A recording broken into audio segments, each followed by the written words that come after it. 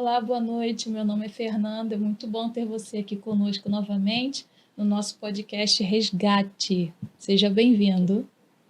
Olá, boa noite. Eu sou Bianca, sou mãe atípica, missionária e agradeço muito a oportunidade de estar participando desse podcast. E é isso. Estamos aqui hoje com uma convidada muito especial, a psicóloga doutora Karina. Olá, boa noite. É um prazer imenso poder fazer parte desse momento, tanto com a Fernanda quanto com a Bianca. Eu me chamo Karina Garcia, eu sou psicóloga especialista em autismo e também sou mãe atípica. Ok, muito bom. Nós vamos começar esse podcast orando, porque sem o Senhor nada podemos fazer. Amém? Vamos orar? Amém, meninas? Senhor, Pai querido, eterno e maravilhoso Deus, graças te damos, Senhor, por estarmos aqui neste lugar, Senhor, nesse estúdio, fazendo a tua obra, Pai. Porque eu creio, Senhor, que tudo que vai ser falado aqui, Senhor, que tudo que vai ser tratado, Pai, o Senhor vai estar abençoando a vida, Pai, de pessoas, Senhor, dando esclarecimento para que o teu nome seja exaltado e glorificado, Senhor. Faz o teu querer, Senhor, na vida, Senhor, dessa irmã, desse irmão que está nos ouvindo, Senhor, neste momento. Faz, Senhor, meu Deus querido, a tua vontade, Pai, dá esclarecimento, Senhor, dá entendimento, sabedoria, Pai. Essa pessoa, Senhor, que está nessa situação que nós vamos tratar aqui hoje, não sabe, Senhor, o que fazer, Senhor, que caminho tomar, Senhor, mas que a partir de hoje, Senhor, que nós sejamos instrumentos na vida dessa pessoa, Senhor, para a honra e glória do teu santo nome, Pai. Fica conosco, nós te suplicamos no nome de Jesus. Amém. Amém. Glórias a Deus. Doutora Karina, fala um pouco de você, da sua experiência, da sua profissão, da sua infância, adolescência. Nós queremos saber um pouquinho de ti. Bom, eu tive uma infância muito boa, né, tranquila. Tive muitas experiências, muitas vivências, assim, um aprendizado muito bom.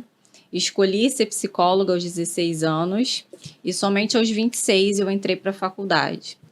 E eu posso dizer, assim, que o meu maior aprendizado ele aconteceu quando eu me tornei mãe, né? Então, todo esse processo que foi ali alimentado durante a minha infância, a minha adolescência, a escolha da profissão, até por conta de uma questão, uma vivência pessoal, né? Uma situação de saúde familiar também, de depressão, ansiedade. E aí eu optei por essa profissão. Mas só com a chegada da maternidade que, assim, eu tive a maior experiência da minha vida, que hoje me colocou aqui, né? Diante de vocês para estar compartilhando um pouco da minha história profissional, da minha história pessoal.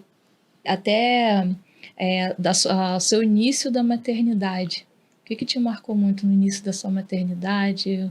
Receber o diagnóstico, que você se apresentou como mãe atípica. Como foi isso? Então, dentro do meu processo de maternidade, eu era casada e dentro do meu casamento, né, quando eu estava grávida do meu filho de 5 meses, eu vivenciei o luto, né, eu fiquei viúva. Então, estava gerando uma vida, ao mesmo tempo que eu elaborava uma dor da perda pelo falecimento do meu esposo. E ali iniciou todo esse processo, né, de focar única e exclusivamente na questão da maternidade, né? Faltavam ainda 4 meses para o bebê nascer, toda aquela situação, e aí eu me voltei exclusivamente para esse momento. Consegui focar em outras coisas, ainda com aquela dor, com a ausência, né? Eu acho que o luto, ele é um processo individual, onde cada um vai ter a sua forma de elaborar, e dentro de um momento muito delicado, né, que era a gestação. Então, vivenciar, gerar a vida e, ao mesmo tempo, estar passando pelo processo da perda, da ausência, da dor, né, das incertezas todas que vinham com essa situação. Posterior a isso, o Inácio, que atualmente ele está com 7 anos, ele nasceu, e aí, quando ele nasce, vem toda aquela nova fase, né? Agora estamos nós dois aqui, aonde um momento que deveria ser compartilhado, né, pelo casal, que geralmente, né, é compartilhado com muita alegria pelo casal, eu estava vivendo isso ali sozinha com um filho recém-nascido e tentando processar tudo aquilo que estava acontecendo ao mesmo tempo. Compreendi isso, né? Só a graça do Senhor. Como que foi passar esse desafio, né, emocional? Porque você se viu ali com um filho, sem a presença do seu esposo. Como que você lidou com essa parte? Porque você tem a parte de mãe que estava nascendo e tinha a parte do luto que você estava vivenciando. Como foi para você essa superação? Você falou aqui que tudo foi concentrado no seu filho, mas como que foi essa passagem? Quais foram as pessoas que te ajudaram? Como que você passou por isso? Foi um momento muito difícil, realmente, me dar conta, né, de que a partir do acontecido, né, da perda, seria eu e meu filho. Confesso que fiquei muito insegura, né, sem saber muito ali como que seriam aqueles próximos dias, como que seria, na verdade, pelo resto da vida. Ninguém casa, né, a gente, quando casa, a gente casa para constituir uma família. Sim. E ali, de uma certa forma, inicialmente eu senti que eu estava perdendo a minha família. Na minha cabeça era basicamente isso. Eu posso dizer que, na verdade, na gestação, eu não vivenciei o luto da forma que deveria, porque eu não quis que o meu filho sentisse toda a dor e tristeza que eu estava sentindo. Então, eu não queria passar isso para ele. Quando ele nasceu, é que veio todos os sentimentos, veio todas aquelas sensações que eu não vivenciei dentro do processo de gestação. E aí ele veio com muita força e muita intensidade. Confesso que não foram momentos fáceis. Eu praticamente, né, o corpo ali voltando ao normal, aquela criança pequena, frágil, insegura, eu sem saber muito ali o que quer fazer, era o primeiro filho, sem experiência, mas independente de qualquer coisa, eu via nele a força e a esperança para que eu pudesse continuar. Então, ele me deu a força para que eu pudesse continuar. Eu posso dizer que teve um momento que eu disse por que Deus estava fazendo aquilo comigo. E eu me lembro de uma amiga muito querida chegar perto de mim e falar: nunca questione os desígnios de Deus. E quando eu via meu filho tão pequeno no meu colo, eu chorava e dizia: meu Deus, eu não vou conseguir. Mas cada dia que passava, ele mais frágil ainda, mais pequenininho ali, ele ia me dando força, e eu disse que não, que eu faria tudo que fosse necessário para poder dar continuidade, né, na vida dele e na minha também. E foi um momento difícil, mas ao mesmo tempo que eu vivenciei esse momento difícil, eu também descobri o quanto eu era forte e resiliente. Com muita fé, eu consegui chegar até os dias atuais aqui com ele saudável, graças a Deus. Sim. Nos conte em que momento e como foi sua reação quando você recebeu o diagnóstico de autismo do seu filho. Então, na verdade, o Inácio ele teve um desenvolvimento típico, né, como a gente pode dizer, até aproximadamente 8 meses. A única coisa que me acendeu ali uma lanterninha de alarme foi uma dificuldade que ele teve para sentar. Então, quando eu botava ele sentadinho já com 6 meses, eu botava ele sentadinho, ele tendia a ir para o lado. Eu botava ele sentadinho, ele tendia a ir para o lado. Mas ele teve um andar normal com 11 meses e algumas, assim, sorriso social, contato visual, tudo dele era muito preservado nesse aspecto. Mas quando ele fez 1 ano, eu percebia que ele não falava nada praticamente, falava pouquíssimas palavras assim, e mesmo assim com um pouco de dificuldade. Como eu levava recorrentemente ele para o pediatra, chegava lá, o pediatra falava: não, é esse mesmo, cada criança tem seu tempo. Acho que é um jargão que toda mãe já ouviu aí na vida quando ela passa por um especialista. Sim. E ela se dá conta de que seu filho, né, tá ali com alguma questão. Mas como a gente estava até conversando um pouquinho antes aqui, e a Bianca foi muito sábia quando falou isso, eu costumo dizer que as mães são as maiores especialistas dos seus filhos. Mesmo assim, eu não levei muita fé no que ela estava me falando, eu achava que tinha alguma coisa errada, e alguma coisa que não batia com o desenvolvimento, apesar de eu não ter nenhum contato, né, e familiaridade com a questão e o assunto relacionado ao autismo. eu comecei a perceber também os estímulos, que são as estereotipias. Então, ele tinha aquele movimento, aquele comportamento estereotipado de rodar, né? Que é o spin. Então, ele ficava rodando, apego por objetos que ele não largava de jeito nenhum.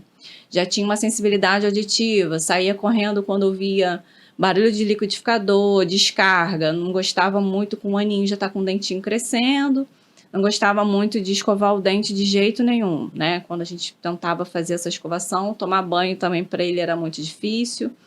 E uma extrema seletividade alimentar, uma criança que comia tudo, ela simplesmente parou de comer a maioria dos alimentos que ele comia. E isso começou a acender aí alguns sinais de alerta.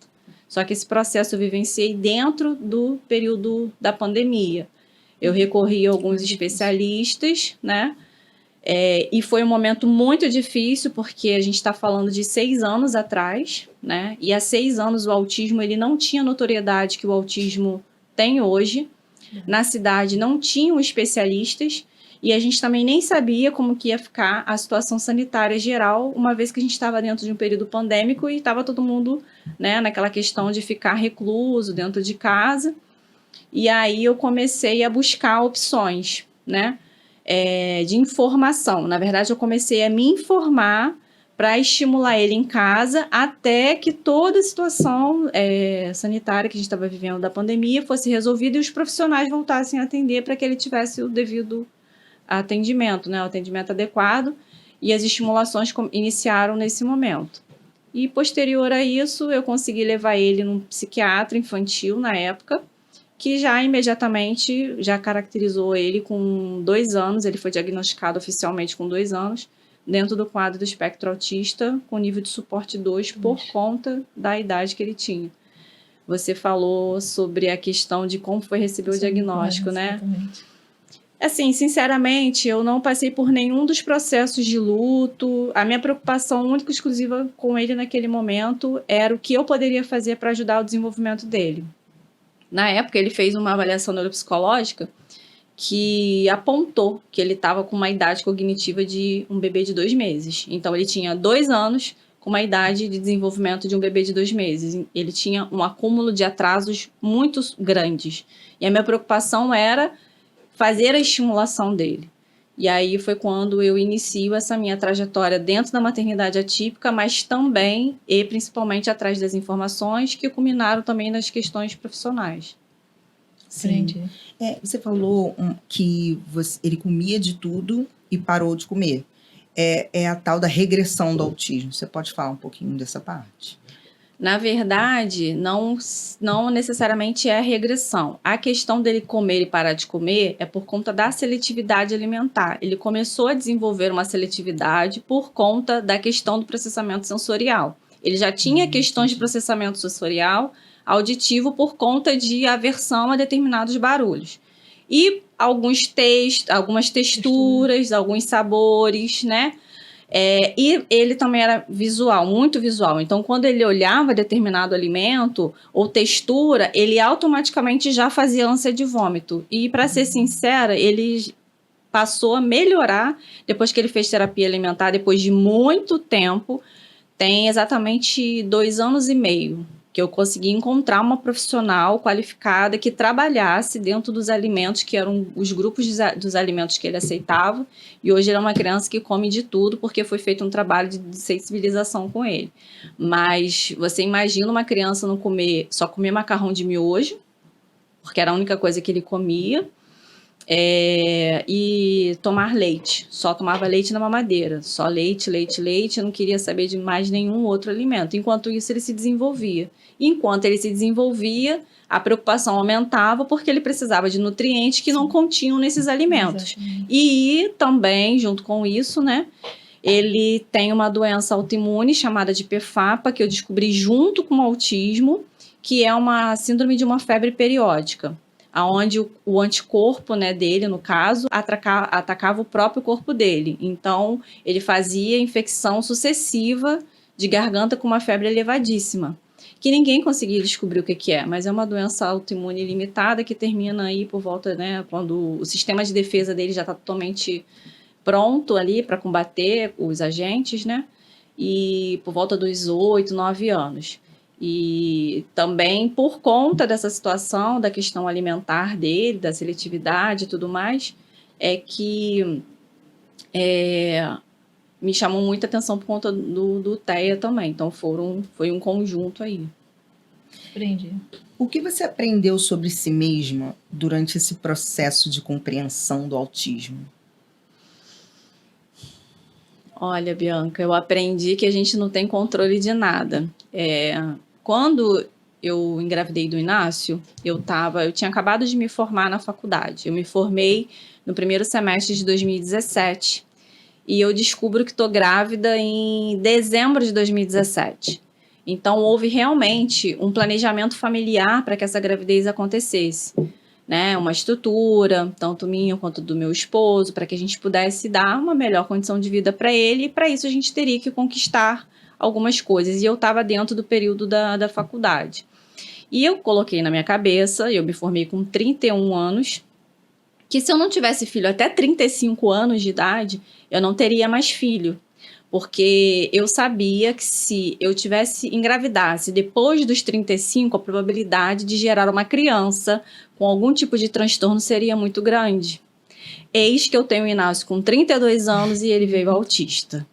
Então, quando eu recebo o diagnóstico, quando tudo isso chega para mim, eu percebo que existia ali algo muito maior do que aquilo que eu mesma havia planejado para mim. E tem uma curiosidade nesse contexto.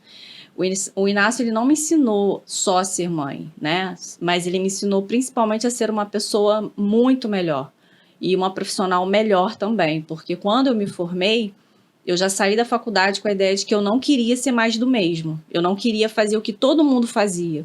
E eu me formei numa época onde as pessoas, estava muito grande o acesso à faculdade e as pessoas, elas estavam cada vez mais no mercado de trabalho.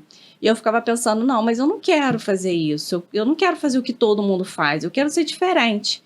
E aí eu engravido do Inácio, pego o diagnóstico dele, porque esses 2 anos eu me dediquei ele exclusivamente até ele ter 2 anos, frequentando um pouco o mercado de trabalho, mas com horário bem reduzido, não na intensidade que eu trabalho hoje. E aí, quando me vem o diagnóstico, que eu começo a estudar sobre o autismo, eu falei, é isso que eu quero fazer. Eu consegui atingir o meu propósito. Na verdade, eu consegui me incluir, me achar profissionalmente. Realmente, a gente não tem controle de nada, né? Exatamente. Foi quando tu percebeu que toda essa tua dor podia se tornar um propósito na sua vida. Exatamente. Que bênção, né? E como você se enxerga hoje? Com tudo isso que você passou, a mulher hoje... Doutora Karina, como que você se enxerga? Mãe, doutora, profissional? Olha, Fernanda, eu me enxergo uma improvável de Deus. Eu sou uma improvável que Deus levantou com certeza, né? Tem até um livro, né, que fala da Viviane, que fala sobre as mulheres improváveis, né? E como eu me vi ali naquela leitura, na fala, no que ela trazia, né? Como eu estava sendo preparada no bastidor, né? E eu achando que eu sabia o que seria da minha vida, né? E, na verdade, Deus me presenteou com algo muito maior. Algumas pessoas, né, que não sabem o que dizem, até falam para mim, nossa, mas além de ter ficado viúva, você ainda tem um filho autista, né? E eu falo assim, eu ainda não tenho filho autista. Deus me deu o maior presente da minha vida. E eu gostaria de deixar uma coisa muito clara aqui. A gente não está aqui para falar do autismo, nem para romantizar o autismo, porque o meu filho, ele é nível de suporte 1 hoje, mas não tem nada leve no autismo leve, né? E a gente sabe que muitas famílias enfrentam muitas dificuldades, e a vivência do autismo, ela é individual. Cada família neuroatípica vai vivenciar o autismo à sua forma. Então não tem como eu comparar o meu filho autista com o filho autista de outra pessoa. Graças a Deus eu consegui estimular ele em casa através da minha profissão, das minhas especializações, da minha vontade, do meu querer em ajudar ele. E eu pensei, por que não fazer pelos outros, né? Por que não ajudar essas famílias também que chegam até mim? Por que não acolher, né, essas pessoas que chegam até mim como se meus filhos fossem? Porque eu faço com os meus pacientes e com as suas famílias como eu gostaria de ser tratada, né, enquanto família típica, e como eu gostaria que meu filho fosse tratado. Então, assim, eu sou aí, com certeza, essa improvável. Que crescimento, né? Muito. Benção. A senhora, como profissional, pode nos explicar o que é o transtorno do espectro autista e como ele se manifesta na infância? Quais os primeiros sinais? Porque tem muita gente que, como você falou, né, que a pediatra falou, cada criança tem seu tempo. E às vezes as pessoas começam a enxergar, né, uma mãe começa a enxergar algo diferente no filho, mas o outro profissional fala, não, cada um tem seu tempo. Mas ele anda na ponta do pé, ele gosta de rodar os brinquedos. Sabemos que tem muitas características, mas como profissional, o que observar, aquele sinalzinho para aquela mãe, o que você pode nos dizer? Então, o que a gente tem, na verdade, na prática, são os marcos do desenvolvimento infantil, onde cada fase daquela do desenvolvimento, a criança precisa se enquadrar, que a gente chama de desenvolvimento típico. Mas não é que cada criança vai ter seu tempo, mas esses marcos, eles não são impreterivelmente...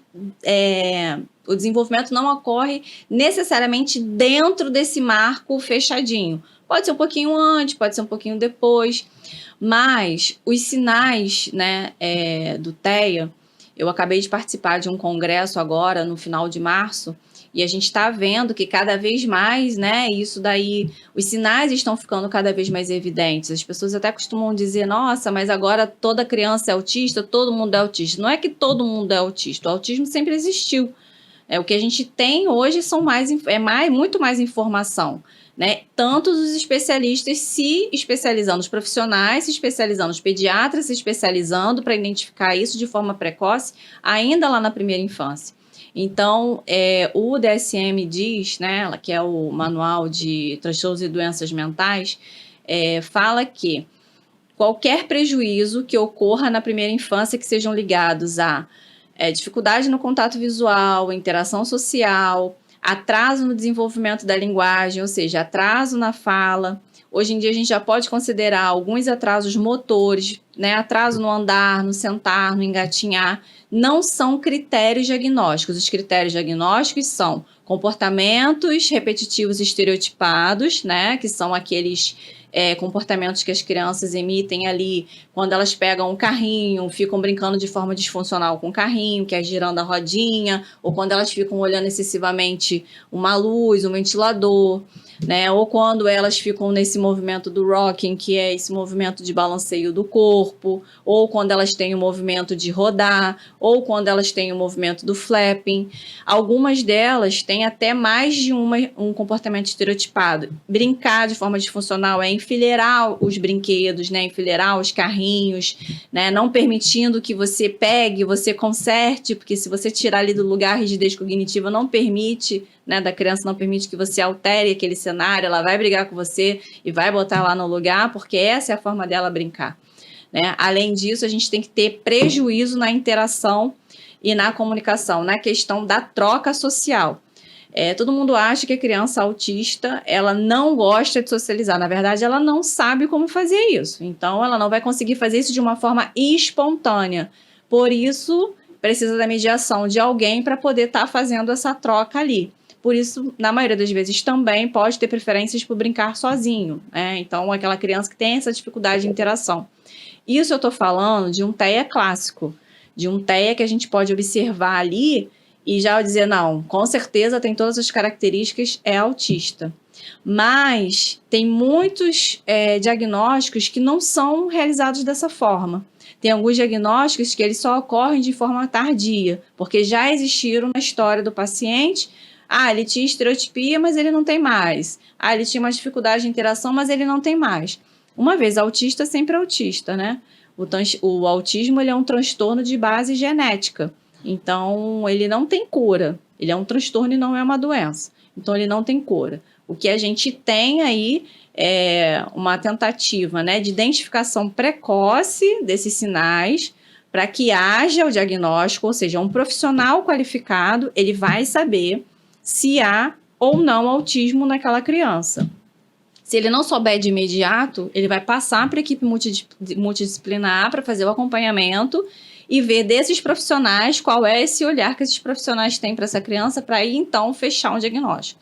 Hoje, quem são os especialistas, né, para fechar um diagnóstico? É o neuropediatra, que ele necessariamente precisa ter o RQE, que é um título de residência médica, que diz que ele é neuropediatra, ou seja, especialista. Um neurologista pode dar um diagnóstico? Um psiquiatra pode dar um diagnóstico? Pode, quando criança pode, porque ele é médico e o diagnóstico, laudo, é um ato médico. Mas não é a expertise dele. Então, se tiver algum sinal sutil ali, vai passar. Talvez ele não consiga captar com a mesma acurácia que um profissional especialista teria em relação a esses sinais e sintomas, né? Depois de 17 anos, essa criança, no caso desse adolescente, aí ele já passa a ser tratado pelo neurologista, pelo psiquiatra. Mas na primeira infância, impreterivelmente, precisa ser o neuropediatra ou o neurologista infantil. Compreendi. Mesmo com tantas informações hoje em dia, eu vejo a resistência de muitos pais, familiares, de levar os seus filhos para fazer um diagnóstico.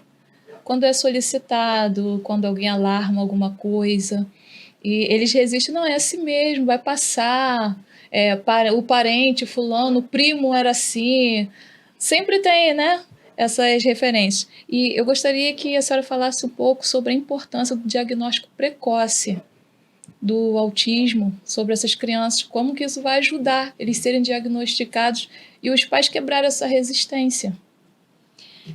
Além de ser uma responsabilidade da família, né, cuidar, preservar pela manutenção e pelo desenvolvimento, quando você observa os sinais e você não busca orientação, você está negligenciando, né, uma forma de negligência, e aí você está impedindo o desenvolvimento dessa criança. Quando a criança ela é muito pequena, eu costumo até dizer para os pais que a menos que já haja ali um laudo, né, muito robusto, definitivo ali, não, tem certeza de que realmente é TEA ou algum outro transtorno do neurodesenvolvimento, o importante é a criança apresenta atraso, colocar na estimulação, porque se for autismo, uma hora vai aparecer. Eu já peguei crianças que tinham 2 critérios, mas faltava um que era estereotipia e não tinha. A criança fazia estereotipia em casa e os pais não percebiam que a criança fazia. E a estereotipia da criança nada mais era do que todos os dias, quando ela tomava banho, ela ia lá e arrumava todos os perfumes da mesma forma no banheiro. Tinha que estar tudo sempre organizado da mesma forma. Então, como isso acontecia dentro do banheiro, na hora do banho, os pais não percebiam isso, né? E assim, são sinais às vezes que são muito, como eu disse, são muito sutis. Na convivência, pode ser que alguma coisa passe desapercebida. E eu estou falando de uma criança um pouco maior.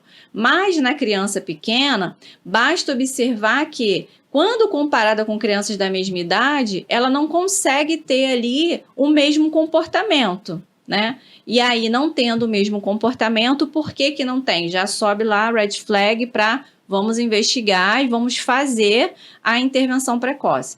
Quanto mais cedo começar as terapias, maior é a possibilidade de desenvolvimento dessa criança e também da sua autonomia, né? Porque à medida que os atrasos eles se acumulam com o tempo, também vai ficando mais difícil a intervenção. Então, por exemplo, uma criança que ela pode ser diagnosticada dentro do nível 2 de suporte, ela pode facilmente, com o tempo, se não tratada, ir para o nível 3. Ela pode variar de um nível para outro. Uma criança que ela é diagnosticada aos 2 anos de idade, automaticamente ela vai ser diagnosticada dentro do nível 3. E ela vai ser dentro do nível 2, desculpa, por conta da idade. Porque o que diferencia o nível de suporte é o quanto esse indivíduo ele precisa de suporte para ele poder atender a todas as demandas ali do seu ambiente. Se ele é um indivíduo autônomo, ele ainda vai preservar características do autismo, né? Porém, ele vai conseguir se desenvolver de uma forma autônoma sem necessidade de tanto suporte.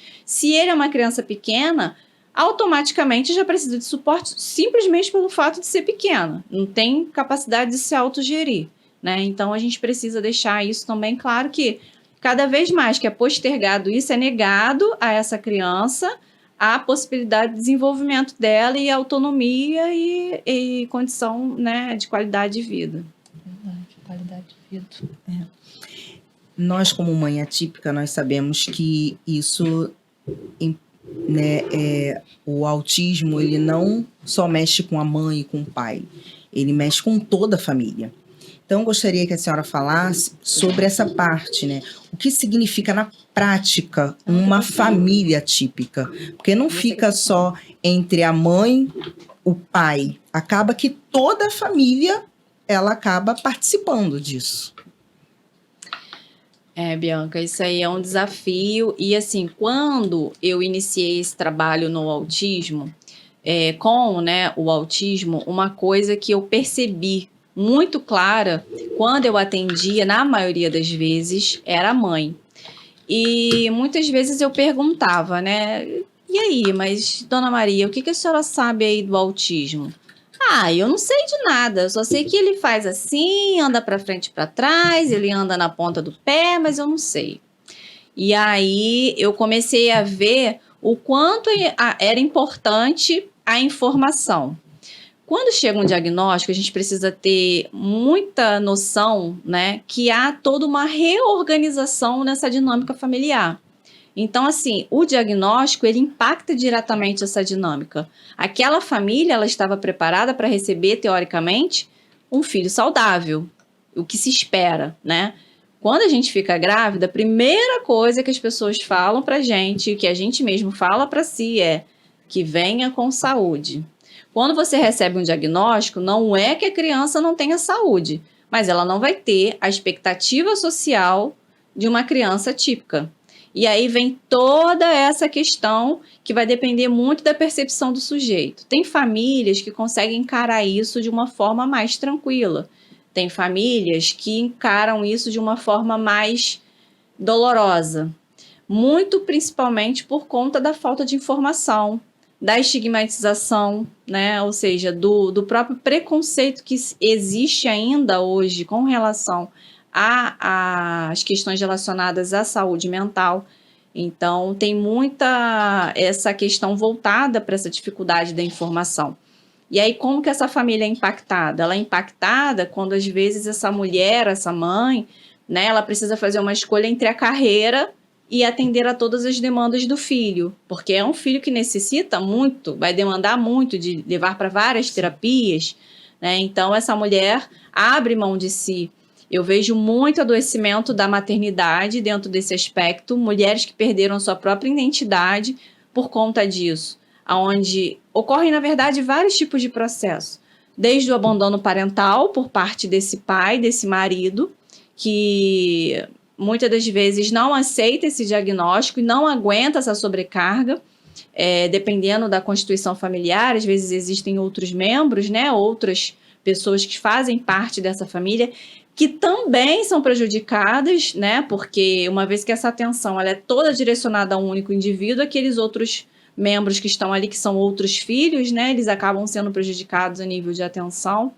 Vejo muitas mães vivendo uma maternidade solo dentro de um casamento, né, onde eu não sei dizer, eu acho que de todas as crianças que eu atendo, eu posso contar nos dedos que são 3 ou 4 pais que são realmente participantes desse processo e dividem essa jornada com essa mulher. Então, eu vejo um impacto muito maior na sobrecarga em relação à maternidade.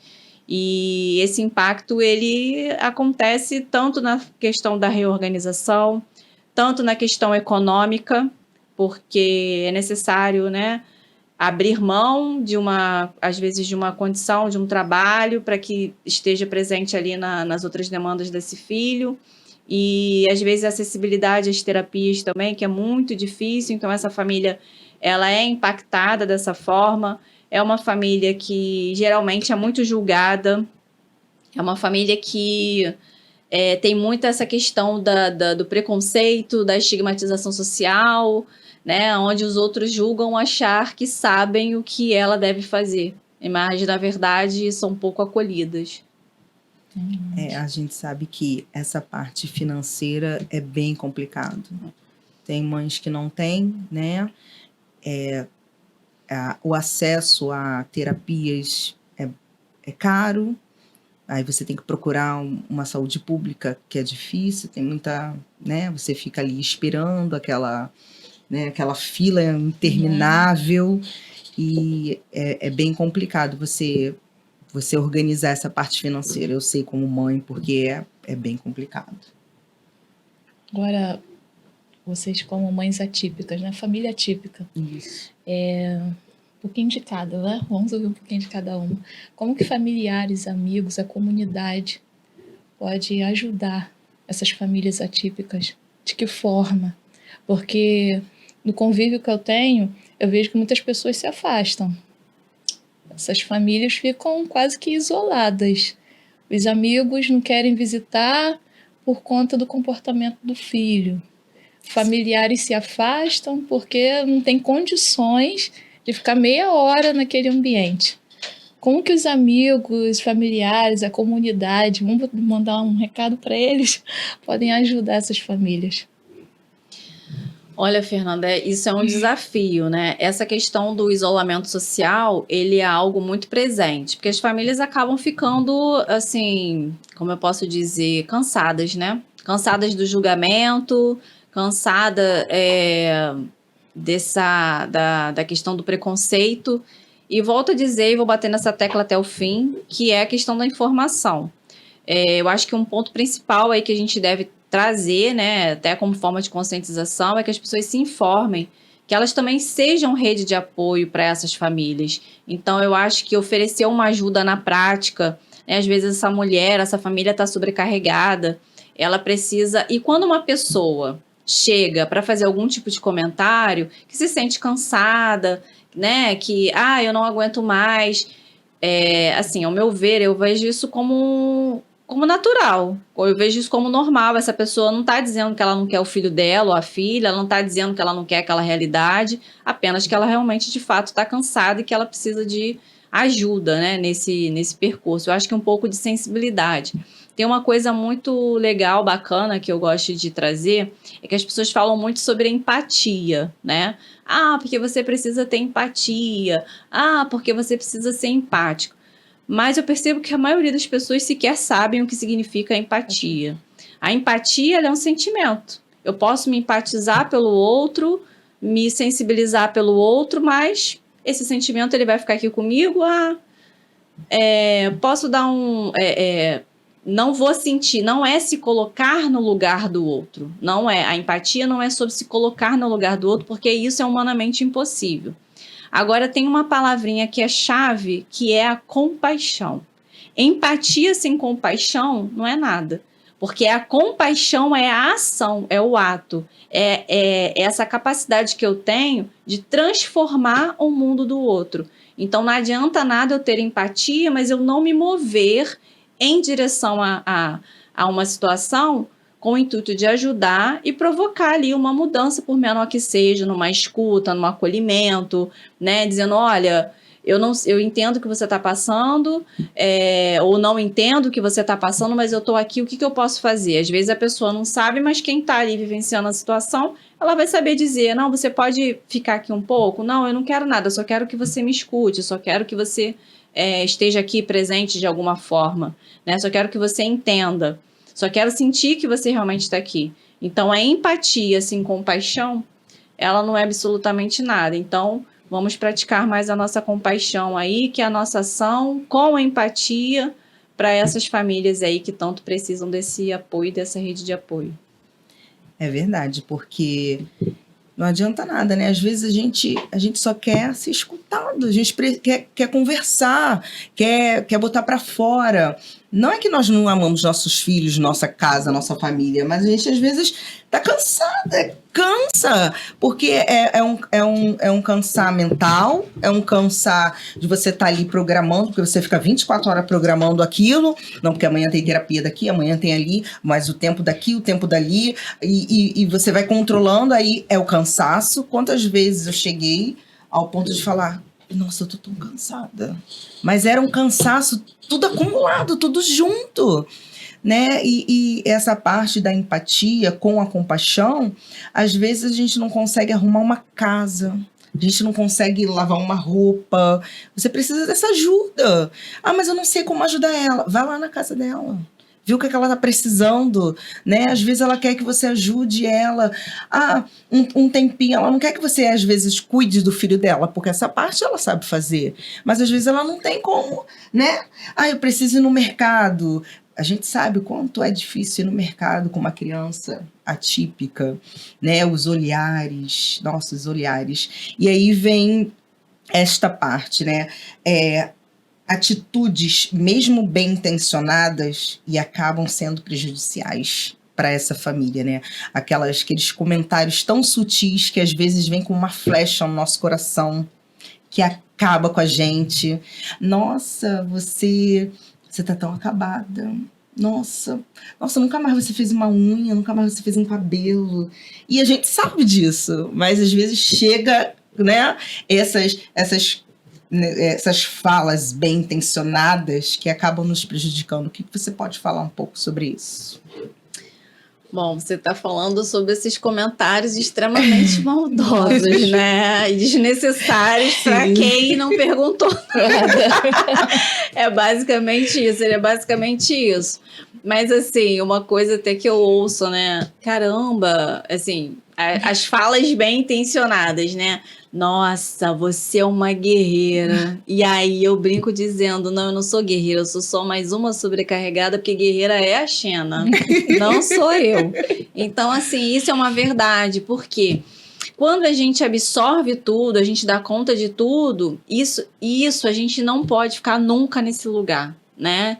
Que quem estiver nos assistindo, que saiba pedir ajuda também, que pedir ajuda é super humano. Porque quando você diz que você dá conta de tudo, você se coloca no lugar da invisibilidade, né? Você consegue tudo, você é forte. Só que ser forte o tempo todo cansa, né? A luta de uma família atípica, ela não está só dentro de casa. Ela está na inclusão na escola, ela está na dificuldade, na exclusão social que a gente vivencia o tempo todo, né? Esses dias eu fui fazer contato com um local para fazer meu filho retornar à natação. Eu até postei isso nas minhas redes sociais, em pleno mês de conscientização.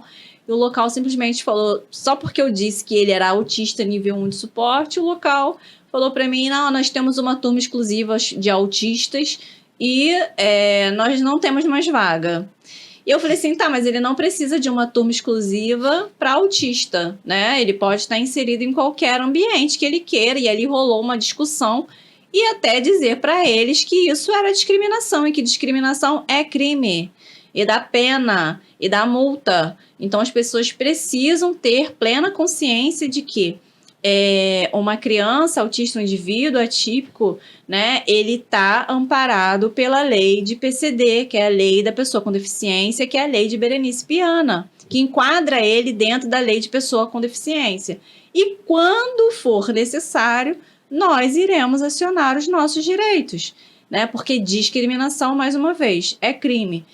Às vezes as pessoas falam coisas até pela ignorância, ou seja, a ignorância do saber. Não sabem, nossa, mas é tão bonito assim, nem parece que é autista. Aí eu penso, mas o autismo tem cara? Não, não tem cara.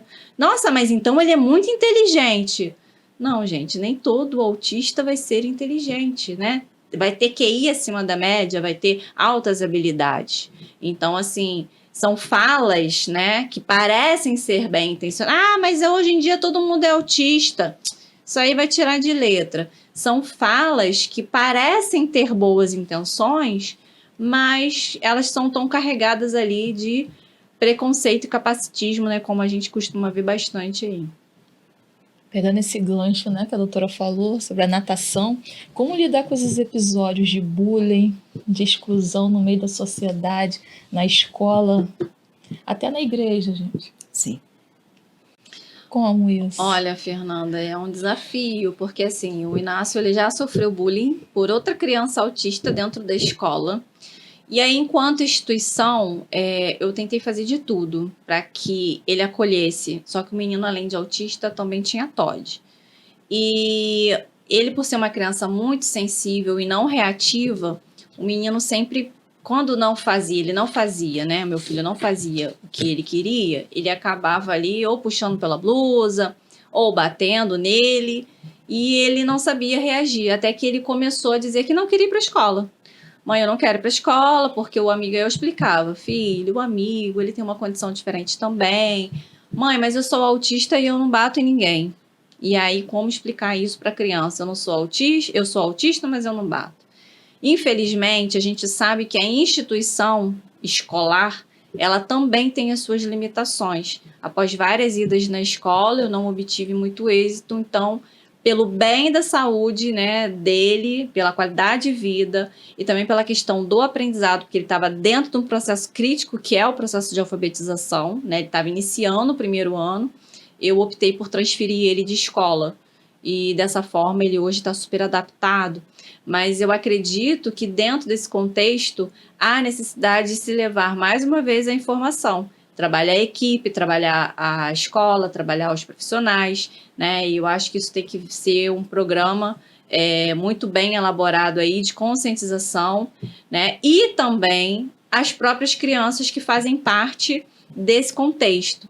Graças a Deus, ele tá numa turminha, assim, que as crianças super acolhem. É tão bonitinho ver eles, assim, juntos. E quando saem da escola, eles se abraçam. E teve a reunião de pais, e quando eu participei da reunião de pais, eu agradeci a cada pai e a cada mãe.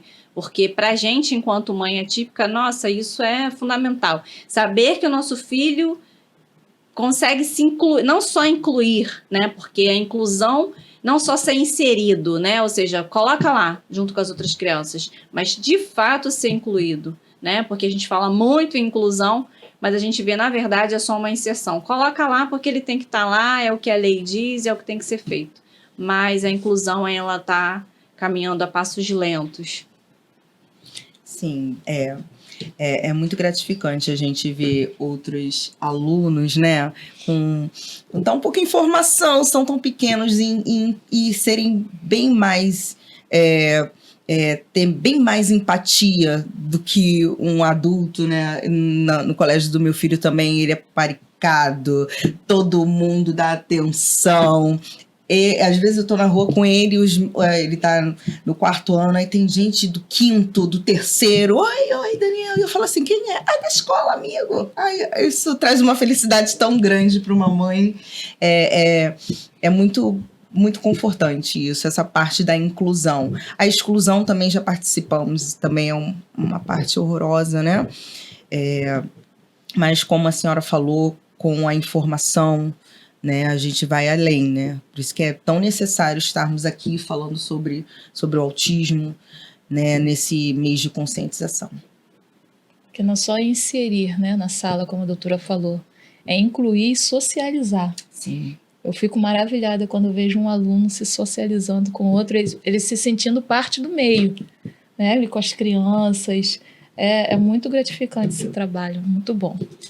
Então, vamos agora falar da parte, né? Vamos entrar na parte bíblica, né? Nós temos aqui o Evangelho de Mateus 19:14, onde a palavra de Jesus ele fala, né? Deixe vir a mim as crianças e não as impeça, pois o reino dos céus pertence aos que são semelhantes a ela.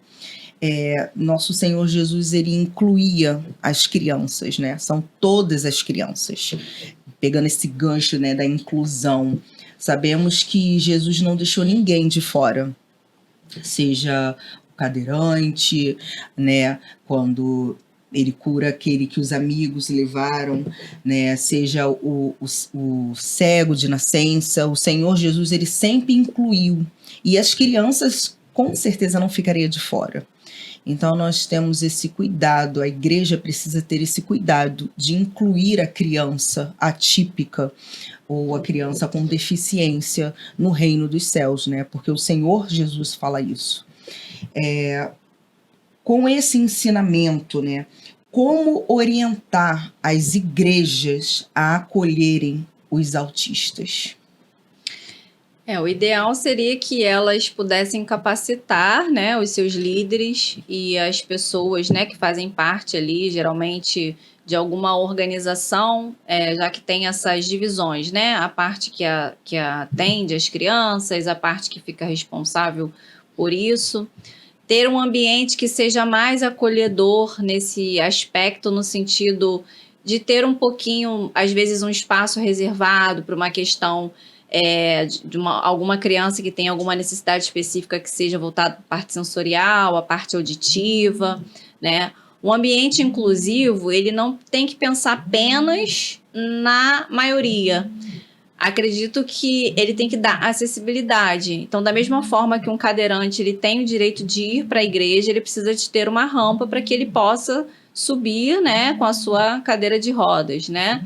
E com um autista, isso não é diferente. Tem uma frase, né, clássica que eu gosto sempre de dizer que ninguém pede o cego para ver, nem o cadeirante para andar, mas todo mundo quer que o autista ele se enquadre dentro dos padrões típicos, todo mundo quer que o autista se socialize, todo mundo quer que o autista deixe de ser autista, né? E ele não vai deixar de ser. Ele vai sempre ter essas características. Então, é importante perceber que esse ambiente ele precisa estar adaptado, né, acolhedor. E aí, capacitar essas pessoas, trazer a informação para que elas possam, dentro, né, dessa organização que é a igreja em si, pessoas que tenham essa sensibilidade, às vezes até, eu acho que assim, eu falo que nós, mães atípicas, né, Bianca, nós vamos revolucionar esse mundo, né? Nós, pais atípicos, é que vamos mudar a consciência social, porque é através da nossa vivência que a gente vai atuar na transformação desses lugares que não têm a mesma vivência que a gente. Então, é a gente que vai dizer, olha, né, por que a gente que tem essa sensibilidade, por que a gente não adapta para essa forma? Então, ter espaços adequados para poder estar recebendo essas crianças, né? Ter essa sensibilidade, ter esse acolhimento, não achar que é uma questão comportamental, não achar que é uma desobediência, não achar que é uma questão comportamental, mas não achar apenas que é uma desobediência. Então, de preferência, né, quanto mais informação tiver com relação a isso e puder adequar isso ao espaço físico, igreja, seria melhor. Nós sabemos que tem muitas crianças que, né, o meu filho, o seu filho, eles têm problema de audição, né, com muito barulho. Então, às vezes, abaixar, né, deixar um ambiente mais tranquilo. Tem muitas crianças que podem entrar em crise. Sim. E aí, como que vai acalmar essa criança? Um lugar adequado. Sim, ter uma né? sala. Uma sala. As professoras que ficam em sala, nas salinhas das crianças, elas necessitam, pelo menos, saber algo sobre o autista. Sim. Porque nós sabemos que o autista está aí, não tem como. É um assunto que não vai acabar, só precisa cada vez mais, né, de você ter mais estímulo, de você saber mais, de você ter conhecimento. Não tem como mais. Hoje, a gente fala, né, porque o professor o professor de educação infantil, ele tem que saber mais. O professor de salinha, de criança, da igreja, também necessita. Porque se uma criança entrar em crise, se uma criança, né, você precisa preparar as outras crianças para receber aquela criança. Olha, o nosso amiguinho não gosta de barulho, então vamos respeitar. Você precisa trabalhar tudo isso com uma criança, né? É muito triste quando uma mãe vai a uma igreja e não é acolhida, porque não é só a criança que vai, né? É a família que chega na igreja, né? O Senhor Jesus falou que deixai vir a mim. Se você não deixa, se você não tem aquele acompanhamento, se você não está ali, aquela igreja não está apta a receber aquela família vai embora. Então, né, que nós possamos ficar esse toque, né, esse sutil, essas pequenas coisas que são necessárias, né, essa inclusão é necessária, muito necessária também dentro das igrejas. E só complementando a sua fala, Bianca, além de ser necessário, isso é uma responsabilidade social da igreja. Ela, enquanto instituição e ocupando um de seus vários papéis, né, ela precisa ocupar também esse papel de responsabilidade social. Todos nós aqui, eu estou enquanto mãe profissional, a Fernanda enquanto profissional, a Bianca enquanto mãe e futura profissional ou profissional. Então, assim, todos nós temos papéis sociais. A diferença é que nós vivenciamos isso e a gente mais do que nunca quer fazer isso realmente acontecer.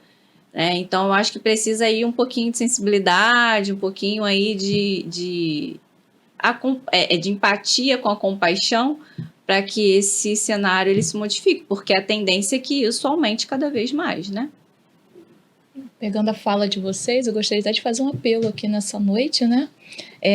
Dentro dos cultos, a Bianca contou que muitas das vezes ouviu o culto dentro do banheiro com o seu filho. E a doutora Karina falou aqui sobre a empatia com a compaixão. Porque a empatia você sente, mas quando tem compaixão você age. Então não adianta nada sentir sem ter ação.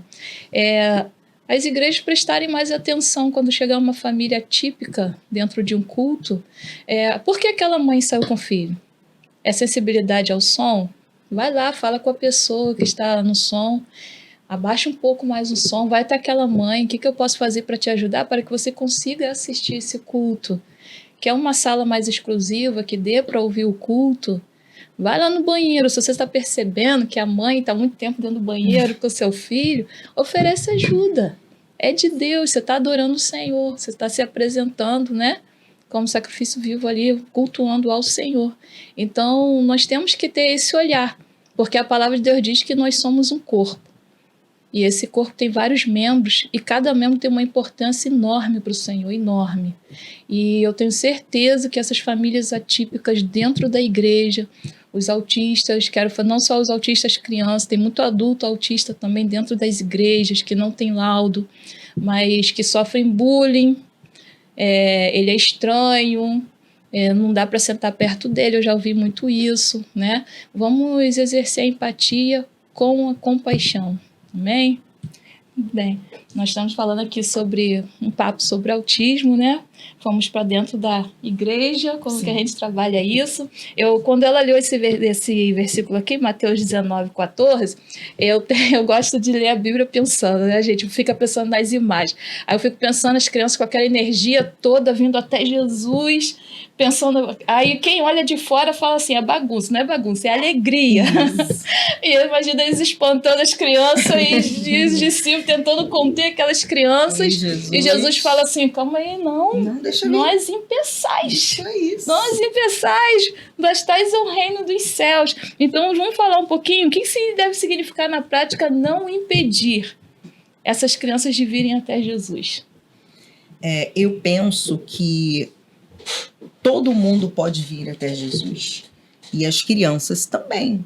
Existem crianças de todos os jeitos, né? Existe o mais quietinho, existe o abençoado, existe aquele que corre, aquele que fala, aquele que você fala assim, meu Deus, que criança é essa? Existe os síndromes de Down, existe os autistas, existe os cadeirantes. Podistas. Todo mundo, todos estão aí. E você não pode impedi-los de virem a Jesus. Então, para você não impedir, você precisa dar como ele chegar. Isso faz parte da igreja. A igreja ela é aberta para todos. Mas são todos até certo ponto? Não, todos são todos. Então, nós temos que pensar no coletivo. É muito fácil a gente, como igreja, não, eu quero na minha igreja esse.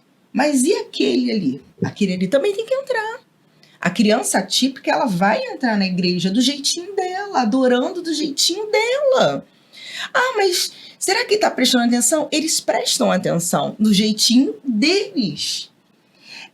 Como você falou, teve um período da minha vida que eu assisti os cultos dentro do banheiro, porque era o momento, o lugar que era o que menos fazia barulho para o meu filho.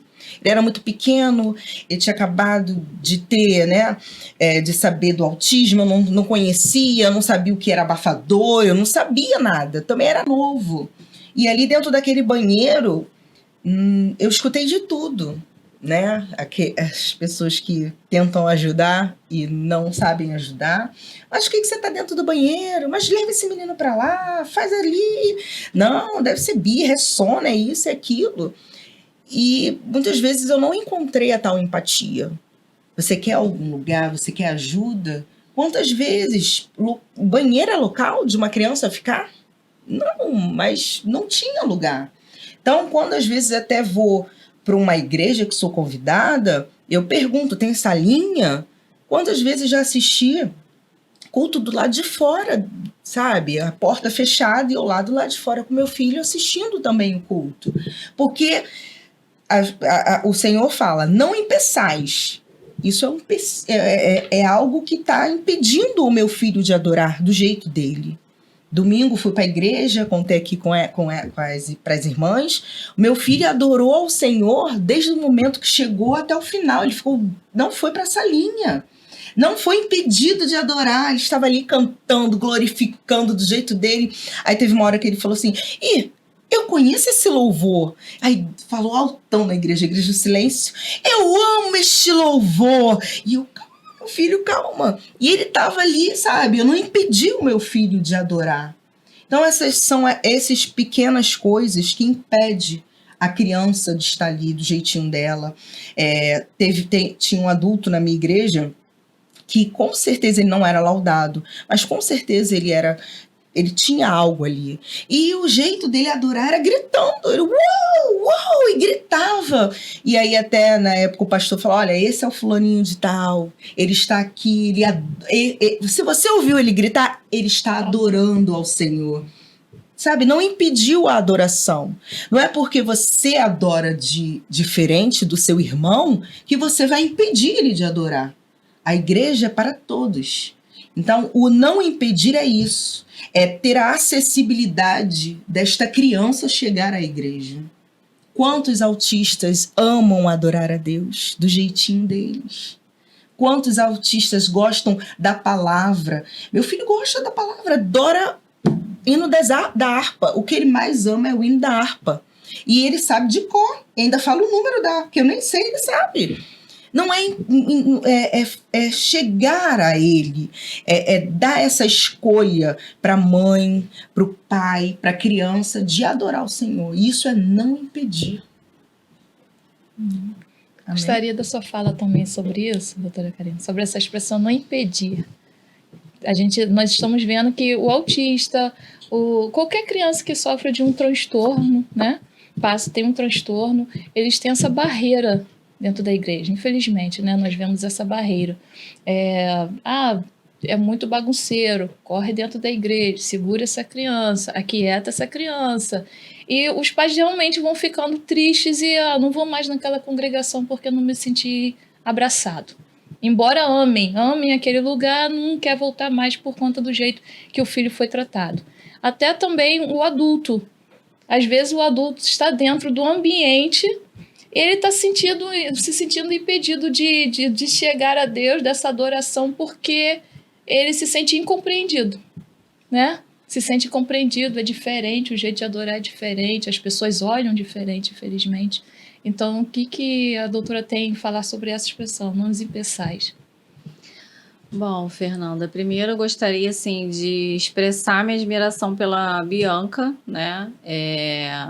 Pela insistência, né? Porque ela só conseguiu chegar nesse culto de domingo pela persistência dela, e principalmente por uma palavrinha-chave, que é a fé, é o acreditar. O que é a fé? Quando a gente fala da fé, a gente não está falando necessariamente de Deus, a gente está falando no acreditar.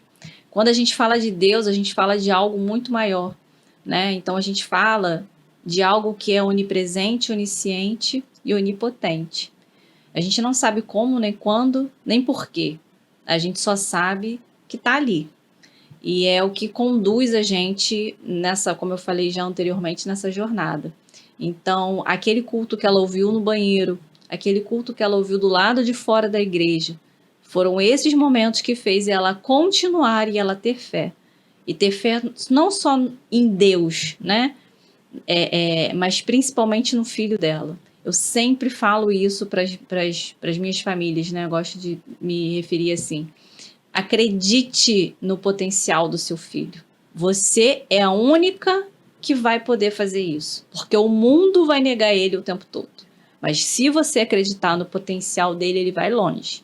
Agora, se você também negar, ou seja, se a gente não está aqui conversando, é porque a gente quer estar lá dentro também, é porque a gente também quer exercer o nosso direito, né, de ultrapassar essas barreiras, né, de conseguir estar ali.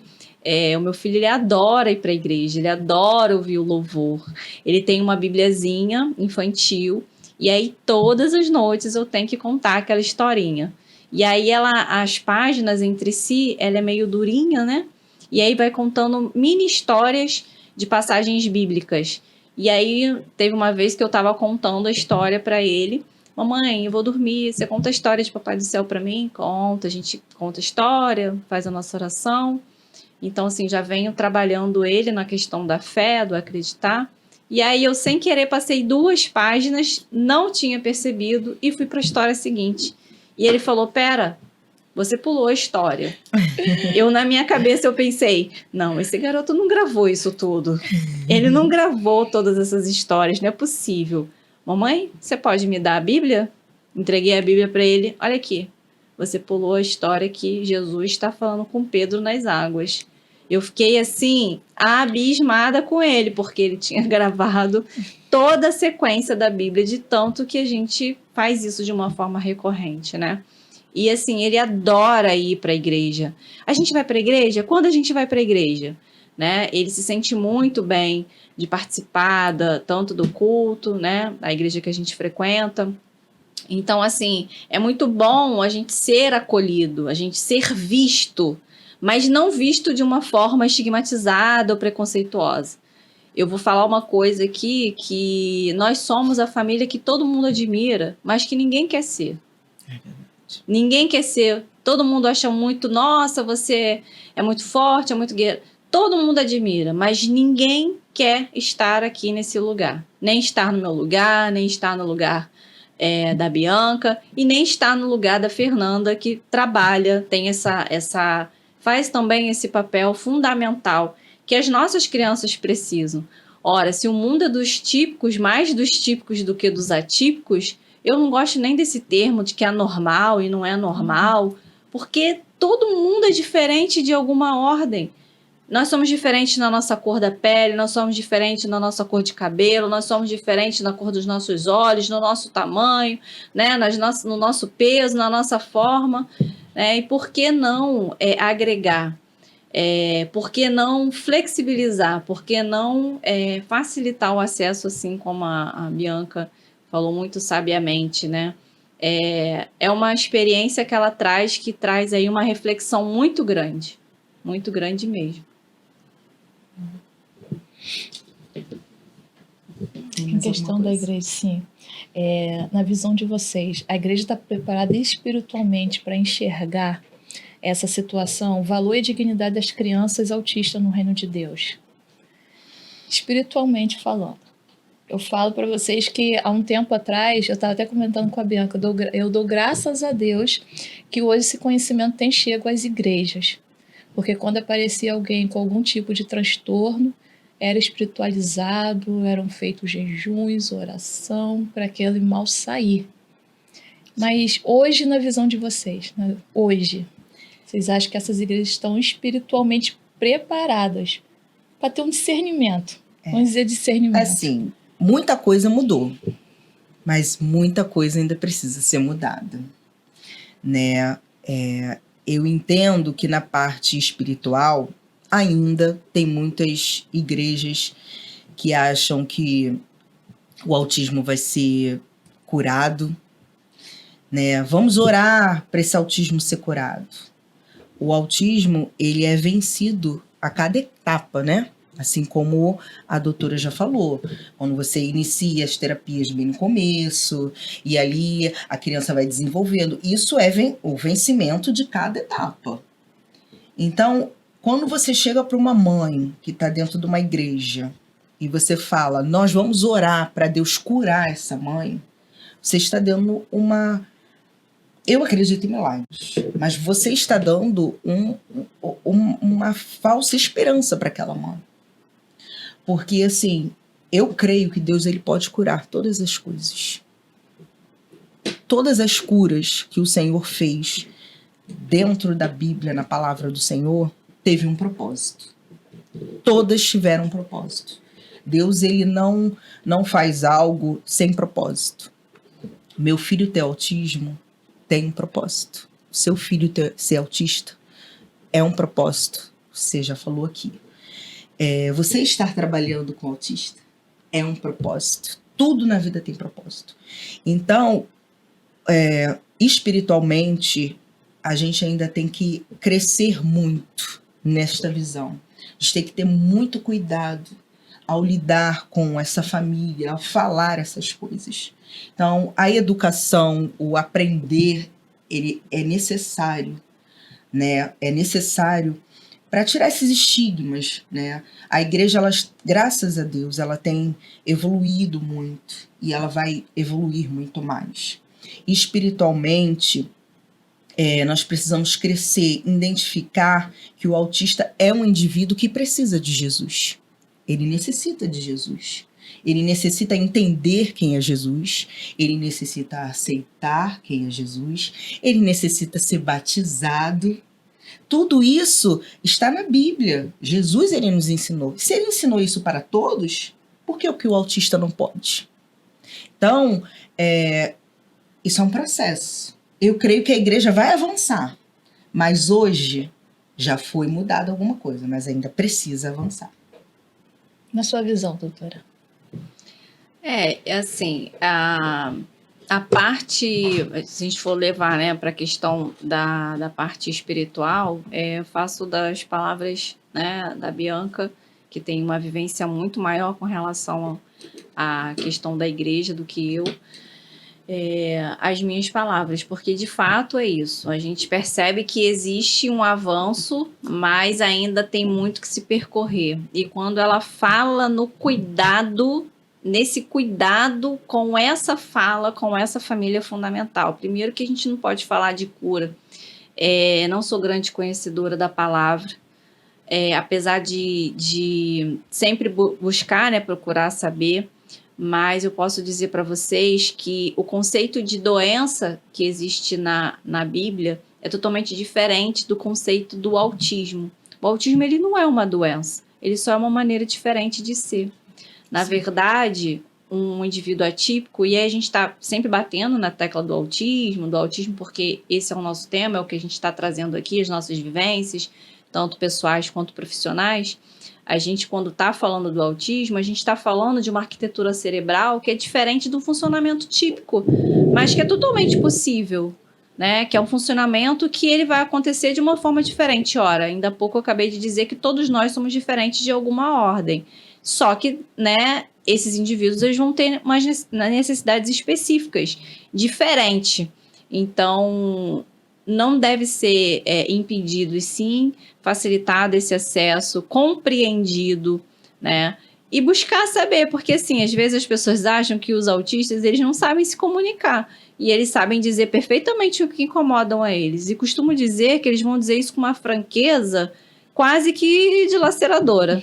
Que ela vai cortar e rasgar a alma se ela tiver que fazer isso. Porque se é uma coisa que eles são, é extremamente sinceros. E eles são sinceros, eles são literais, por conta da questão do espectro. Não é porque eles são mal educados, não é porque eles fazem isso de forma intencional, não é porque eles fazem isso de uma forma grosseira, né? Como diz assim, ruim, maldosa. Não, é porque eles têm um funcionamento diferente.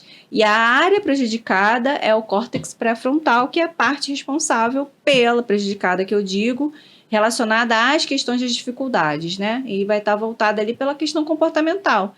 Então, se você quer ter uma resposta sincera, pergunte para um autista, porque ele vai saber te dizer isso melhor do que ninguém, sem filtro, sem nada. Esteja preparado para essa resposta. Então, por que não perguntar?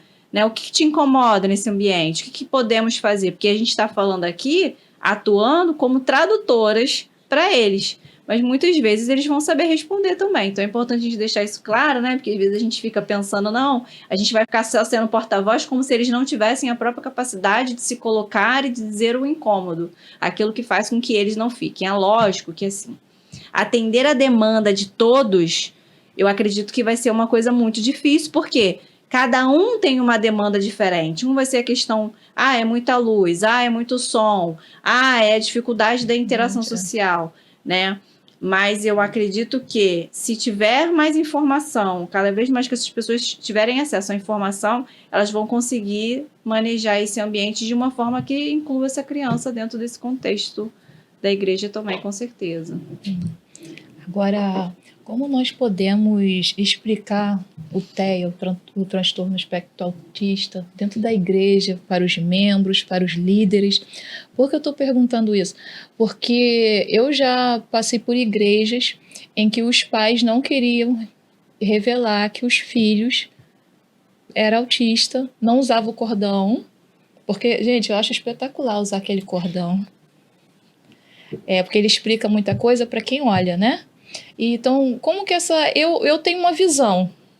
Eu gostaria que toda família típica que chegasse na igreja explicasse para a igreja, para os membros, até pedir uma reunião particular sobre a situação da criança, do adulto, do adolescente, para a igreja conseguir ajudar, né? Ter um outro olhar até para os irmãos, porque muitos fazem críticas, muitos olham diferentes por falta de conhecimento e sabedoria, que não sabe nem como lidar, ou trata como bebezinho também, que o autista não gosta disso, de ser tratado com aquela coisinha assim, que não tá dentro da idade dele, né? Péssimo aquilo. Então, como explicar isso de uma forma clara para os membros, para os líderes, para que venha esse conhecimento para a igreja? Olha, eu acho que sim, podem ser feitos alguns programas até dentro da igreja mesmo, né? Acredito que muito provavelmente exista alguma vivência profissional ou familiar e chamar essas pessoas para compartilhar suas experiências através de grupos, né?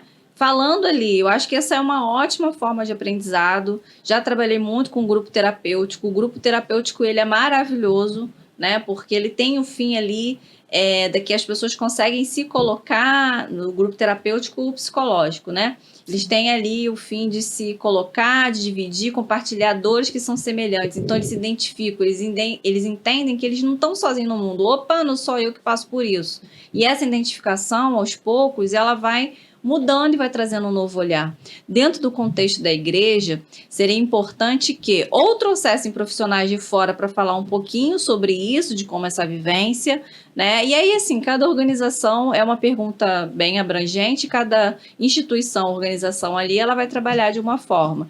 Tem igrejas, né, que ela tem ali, cada uma tem o seu núcleo. O núcleo dos homens, das mulheres, das crianças, da família, do casal. Tem esses trabalhos voltados. Eu sinto muita falta de trabalho nas igrejas com as crianças. Eu vejo que trabalha muito a família, mas a criança em si, né, a base lá, que são as nossas crianças, sendo típicas ou atípicas, eu não vejo muito esse trabalho.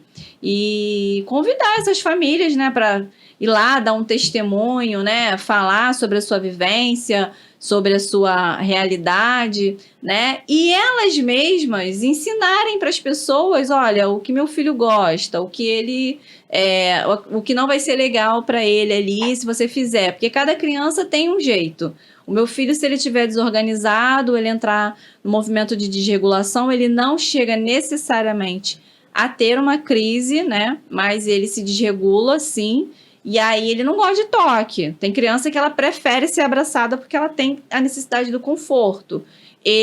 Você tem que deixar ele no tempinho dele. E quanto mais você falar com ele tanto naquele processo, mais irritado ele fica. Mas não pode deixar a criança sozinha. Pode, deixa ele lá no canto dele e é só avisar. Olha, gente, tem uma coisa muito simples.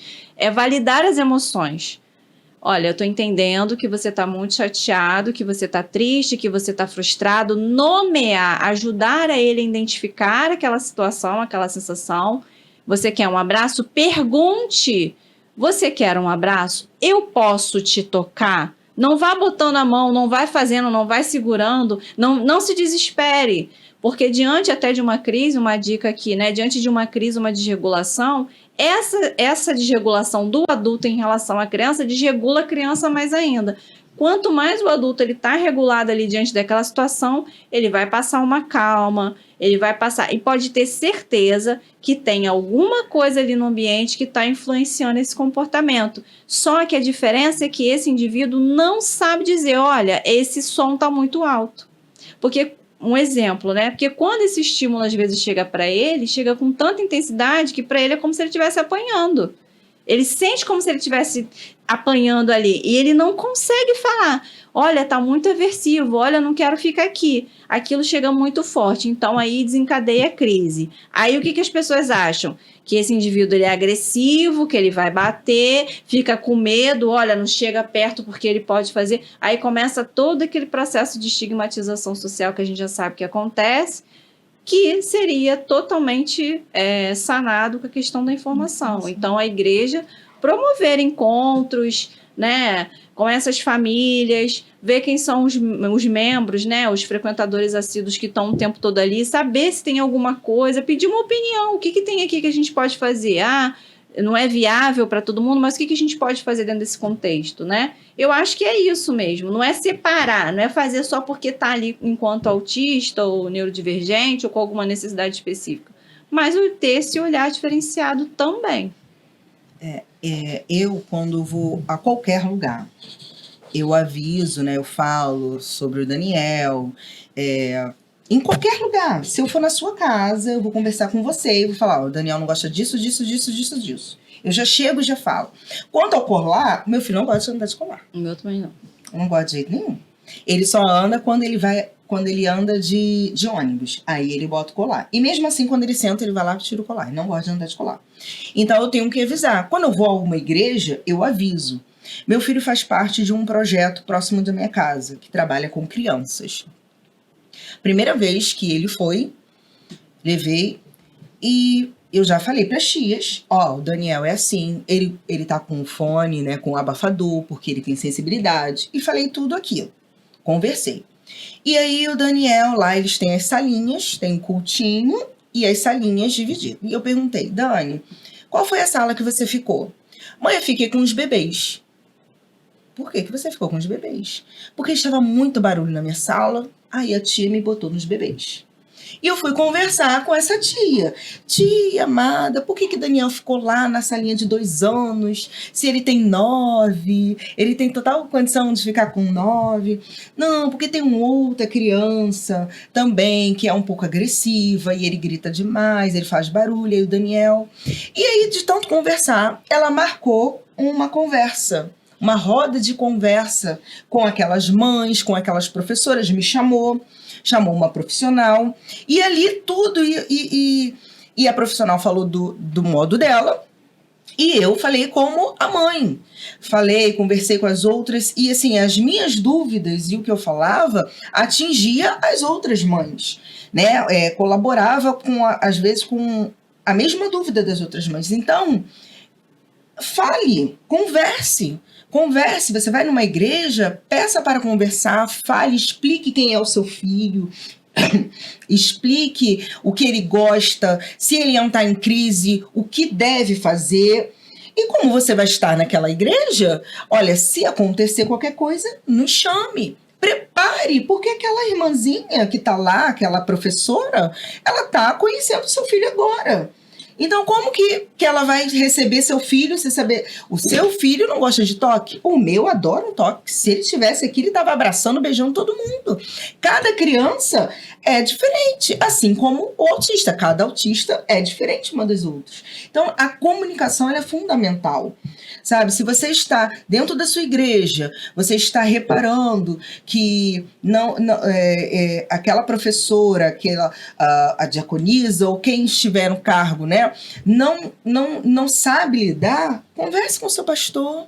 Poxa, eu estou percebendo isso. Que tal fazer um curso para essa, né, para essa tia, para essa professora que fica na salinha? Que tal fazer um seminário para toda a igreja, para a igreja saber? Porque tudo isso é conhecimento. Conhecimento nunca é demais. Não é só por causa do seu filho. Entrará outras crianças ali que vão precisar saber disso. Tem muitas coisas, né? Por que não fazer isso também? Eu lembro que eu fui em vários, né? A senhora também deve ter ido, quando eu era mais nova, palestra disso, palestra daquilo, vamos botar como fazer fantoche, como fazer isso, como fazer isso. Por que não fazer um seminário, um cursinho para essa professora, para ela saber como conduzir, como acolher essa criança? Então, deixa eu fazer mais um apelo para as igrejas, vamos? Com a fala da doutora Karina e da fala da Bianca, vamos nos informar mais. Graças a Deus, estão chegando nas igrejas famílias atípicas, graças a Deus. E o Senhor está nos dando hoje condições, o Senhor está nos proporcionando ter mais conhecimento, porque Deus, ele gosta que o povo dele seja inteligente, conhecedor.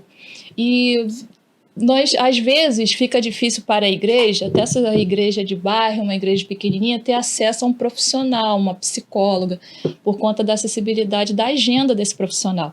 Mas nós temos as famílias atípicas que podem pegar o microfone da tua igreja, falar sobre, né, porque eles são todos estudados no assunto, porque eles precisam cuidar dos filhos, e podem falar para a igreja saber quais atitudes tomar para que essas famílias sejam bem acolhidas, para que essa criança sinta prazer de estar na presença do Senhor, amém? Então, doutora, como que a fé e a ciência podem caminhar juntas para ajudar essas crianças, vou falar também adolescente, adulto, que sofre de transtornos, na sua visão? É difícil a gente falar sobre isso, né? Então vamos lá, a gente vai falar de uma vamos dizer, de um desencontro histórico, né? Que a gente fala sobre a questão da fé, da religião em si, da fé, com a ciência. A ciência, ela está aí a nosso favor, para contribuir cada vez mais para o conhecimento, para aquilo que a gente ainda não tem todas as respostas, né? Eu acredito que Deus criou o mundo. Assim como ele criou o mundo, ele capacitou os homens, né? E aqueles que não estavam totalmente preparados, ele preparou e capacitou. Então, eu não acredito que ninguém tenha vindo aqui à toa, a passeio, sem trazer aí nenhum tipo de aprendizado, sem trazer aí nenhum tipo de conhecimento. A questão não está em trazer o conhecimento ou fazer o conhecimento, mas o que se faz com esse conhecimento. Por isso que é muito importante, muitas vezes, um líder religioso, quando ele está ali falando da palavra, quando ele está trazendo a mensagem, essas pessoas às vezes estão fragilizadas, desses momentos difíceis, muitas vezes que pensam em desistir, sim, porque nós somos humanos e às vezes a gente acha que não vai conseguir, a importância que ele tem na vida dessa pessoa. Muitas vezes essa pessoa está ali para ouvir uma palavra, né, de amor, de afeto. Ela está ali pedindo, Deus, me use ele, né, me envie uma mensagem, me faça crer que aqui é o meu lugar, o que eu estou fazendo a coisa certa. E quantas vezes ele usa, né, os pastores, enfim, para trazer essa mensagem. Quantas vezes eu já estive ali diante, me emocionei quando eu pedi um direcionamento para Deus no momento em que eu achava que eu estava perdida. Eu só achava, ele estava me conduzindo, mas como ele não botou muitos letreiros luminosos, eu achei que não estava sendo conduzida para o lugar correto, né? Mas a ciência, ela está aí para cada vez mais trazer a solução para a gente, que uma coisa não separa a outra, né? Na verdade, as duas coisas estão interligadas, porque para você ser um cientista, para você trazer luz a tudo isso, respostas, E aí eu volto, né, com a mensagem de um cientista maravilhoso que nós tivemos no congresso que teve no Rio, agora no final de março, ele trazendo, sabe, a experiência dele, em que ele saiu do nosso país para buscar a ciência, simplesmente porque ele tem um filho autista, que hoje está com 18 anos, mas ele tem uma epilepsia rara, que não tem cura, e o filho dele ele precisa andar com todo tipo de suporte, porque ele tem crises andando, né? Então, assim, ele já teve já passou por vários tipos de acidentes. Então, foi essa vontade de descobrir, não só para o filho dele, mas entender como que era o funcionamento cerebral. Ele saiu daqui e ele se tornou um dos maiores cientistas e pesquisadores. Ele está fazendo um trabalho incrível, que é o Alisson Mootri, quem tiver vontade de seguir ele, para mim, aquele ali, o relato, tudo que ele trouxe da vivência dele, tanto pessoal quanto profissional, e o que eu trago da minha vivência pessoal e profissional, o que a Bianca traz da vivência dela também, enquanto mãe e enquanto profissional também, que teve acesso num outro perfil com crianças, e a Fernanda também. É só a fé. A fé é o que vai motivar a gente a continuar a seguir e acreditar que dias melhores virão. E para isso a gente precisa entender o que está acontecendo, para isso a gente precisa entender como que a gente vai fazer daqui para frente, porque assim, esses diagnósticos não vão parar de chegar.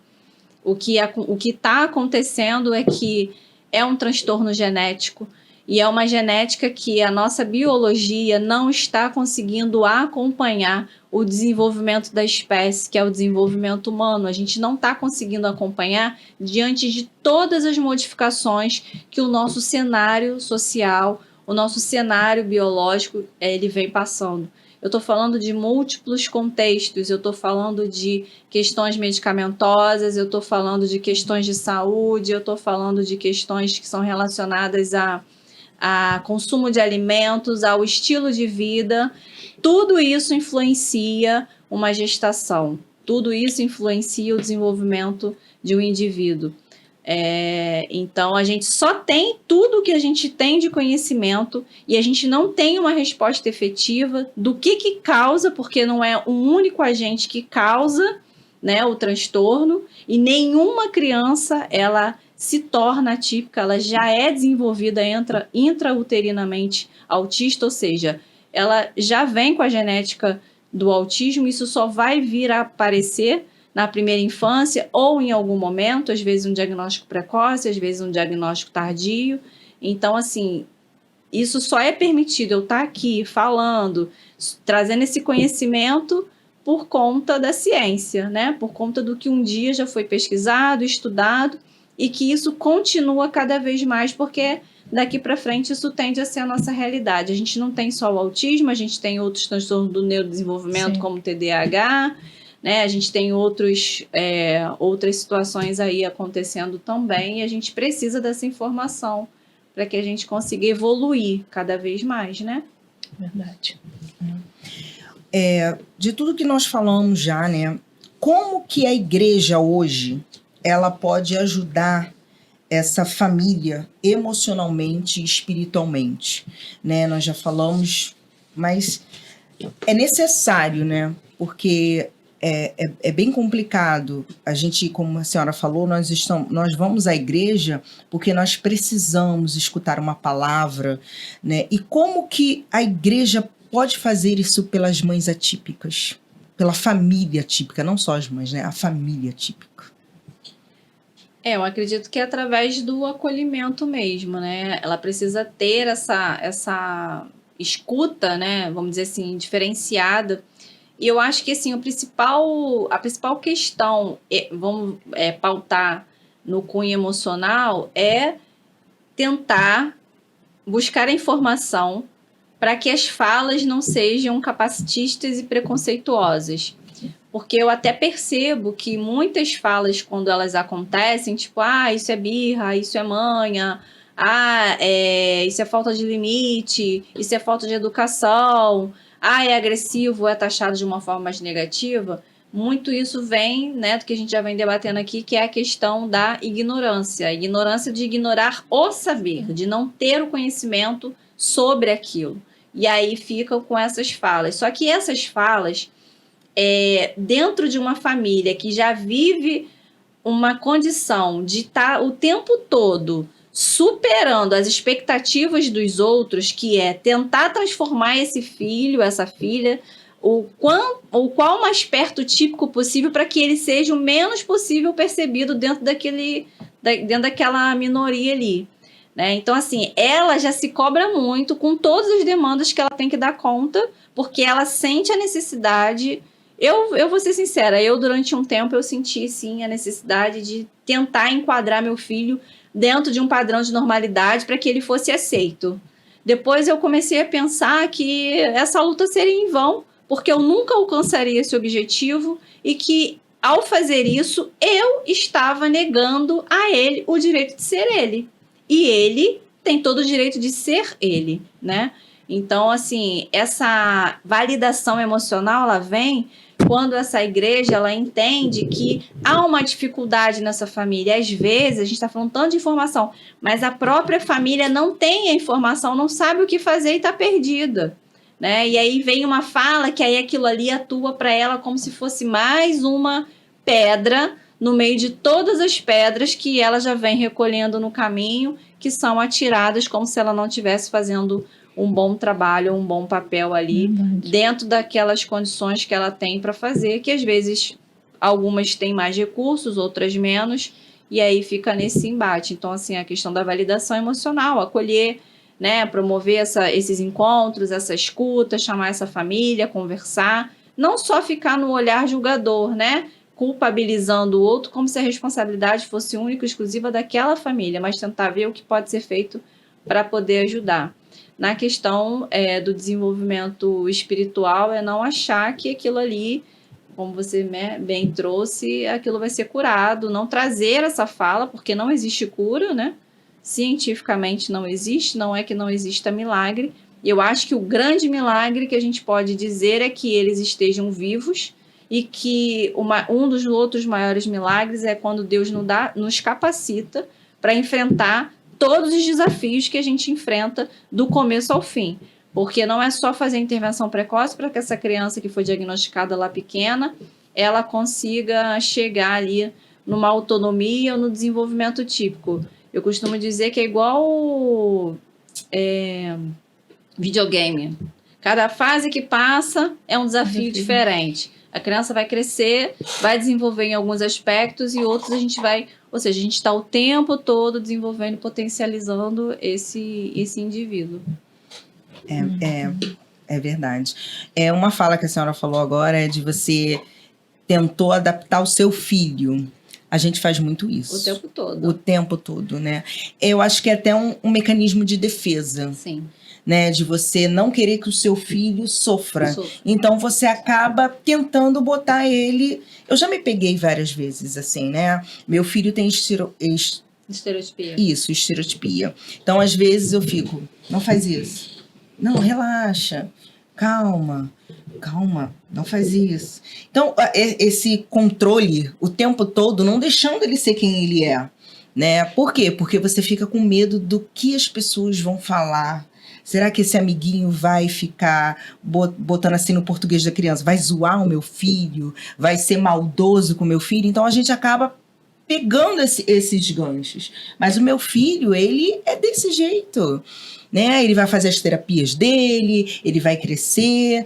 Eu fico com medo desse crescimento, dessa adolescência, mas não vamos sofrer por antecipação. Não vamos sofrer por antecipação. Cada etapa.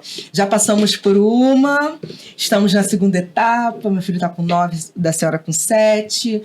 Vamos, cada etapa. Meu filho está abençoado, falando a beça. Tá até zoando as outras crianças. Oh, Jesus. Você falando esse negócio de falar, né? O meu, depois que começou a falar, parece que engoliu uma rádio vitrola. Então, é o tempo todo fala. Aí, às vezes, eu fico assim, meu Deus, mas assim, porque a gente tá cansada. Assim, a maternidade solo, ela vai trazer, e assim, a maternidade solo com a mulher que prover o lar, ela vai trazer ali uma sobrecarga muito maior. Então, assim, é humano, a gente está cansado e a criança ficar ali falando, e ele gosta de contar todas as coisas que aconteceu na escola, e eu pergunto para ele, e aí eu fico assim, não posso ficar pensando assim, não, meu filho fala o quanto você quiser, porque você só falou com quase 4 anos, então fala o que você quiser. Para uma mãe que um dia achou que o filho não fosse falar, a criança desenvolver a fala e tá ali falando pra gente é uma vitória, né? Então até nisso a gente se culpa, como se a gente não pudesse, não posso pensar isso dele não, porque um dia eu quis que ele falasse, então pode falar à vontade. O meu fala, mas eu tenho que puxar, e há dias, né? Há dias que ele tá falando a beça, e há dias que ele tá em silêncio. Aí eu fico, como é que foi? Bem. Eles são muito ótimo, objetivos. Mas como foi? Fez o trabalho? Sim. E é nesse ritmo, né? E eu tenho que estimular ele a falar. E assim, e às vezes o estimular também a falar, o ouvir e o estimular a falar, porque é o tempo todo. Então a gente fica cansada, né? Como a senhora falou, todo mundo fala que nós somos guerreiras, né? Mas a guerreira cansa. Cansa, porque aquilo ali é muito cansativo, gente. Eu falei uma vez pro meu esposo, estou cansada de ser guerreira, eu quero ser princesa. Por favor, deixa eu ser princesa. Mas Deus botou a gente como guerreira. Mas precisamos pedir ajuda, porque nós cansamos, né? É verdade. É verdade. Vamos falar um pouquinho para as igrejas. Como que eu vou explicar? Aquela igreja que não tem quase suporte nenhum, recebe uma família atípica. Uma igreja de bairro, não tem uma salinha das crianças, mas recebeu uma família típica. Detalhes simples que podem ser mudados no culto para ajudar essas crianças. Bianca. Eu já participei de igrejas bem pequenas. Assim, para adaptar, porque é difícil, né? Eu sei que é complicado, que existem muitas igrejas pentecostais, eu sou do meio pentecostal, mas diminuir o som, dar uma atenção depois para essa mãe, como já foi falado, dar uma atenção para essa criança, né? As igrejas pequenas, elas costumam ter vários cultos. Façam um culto diferenciado, adaptado, pelo menos um culto na semana adaptado para aquela família chegar aí para a igreja. Porque, mas eles não vão conseguir, porque é uma igreja pequena, às vezes só tem um ambiente, não tem salinha para criança, mas faça algo adaptado, pelo menos uma vez na semana. As igrejas grandes, elas conseguem fazer isso, né? Tem ainda muito que melhorar, mas elas ainda conseguem. Mas as pequenas, que às vezes não querem, mas faz isso, sabe? Adapta pelo menos um cultozinho, né? Converse com essa mãe. Ela precisa ser acolhida. O acolhimento, ele é fundamental. Você saber que você faz parte daquela comunidade é essencial, gente. É essencial, porque nós somos seres humanos, né? O ser humano, ele não vive sozinho. Ele necessita de um grupo. E às vezes a igreja faz muito bem isso. A igreja sempre acolheu, mas por esse autista ser diferente, a igreja não tem dado essa atenção. Então, acolha esse também, porque a gente sabe, a igreja faz um trabalho maravilhoso com a comunidade. Acolhe aquela criança que necessita, aquela criança que necessita de um alimento, aquela família, acolhe fazendo campanhas. Então, acolha ela também. É necessário. Com amor, né? Com compaixão, com empatia, você consegue pôr aquela família ali naquela igreja pequena. Isso faz toda a diferença. É simples e faz a diferença, né? Tá uma dica aí, pastores, pastora que está nos ouvindo. Simples e faz a diferença. Eu acho até interessante fazer uma visita à família. Sim. Dessa criança, entender um pouco mais, passar para a igreja, né? Vai ajudar muito, muito, muito. Estamos no final. Tá gostoso, tá informativo, tá maravilhoso, mas está no final. E, doutora Karina, sua última mensagem para quem está nos ouvindo, tanto como para a igreja, como para as famílias atípicas que estão nos ouvindo agora. Bom, eu gostaria de dizer, assim, deixar como última mensagem que, assim, e aí vai ser mais voltado para as famílias, né, que eu até essa semana conversando com outras pessoas, eu falei exatamente isso, e eu acho que isso é muito importante a gente deixar enfatizado, que, assim, você, mãe, pai, família, cuidador, é tudo que o seu filho precisa, seu filho ou sua filha precisa. Você vai buscar todos os especialistas, você vai tentar todos os recursos, mas o que ele mais precisa e mais importa para ele na vida é você. Então, tenho certeza que você está sendo uma excelente mãe, porque ainda tem essa cobrança de será que eu estou sendo boa mãe? Será que eu estou sendo um bom pai? Será que eu estou fazendo isso bem? A gente tem a tendência, né, a se autocobrar, e a ter um receio, né, de eu preciso deixar, eu pelo menos me coloco nesse lugar, de que eu não posso nem morrer. Eu penso que eu não posso morrer.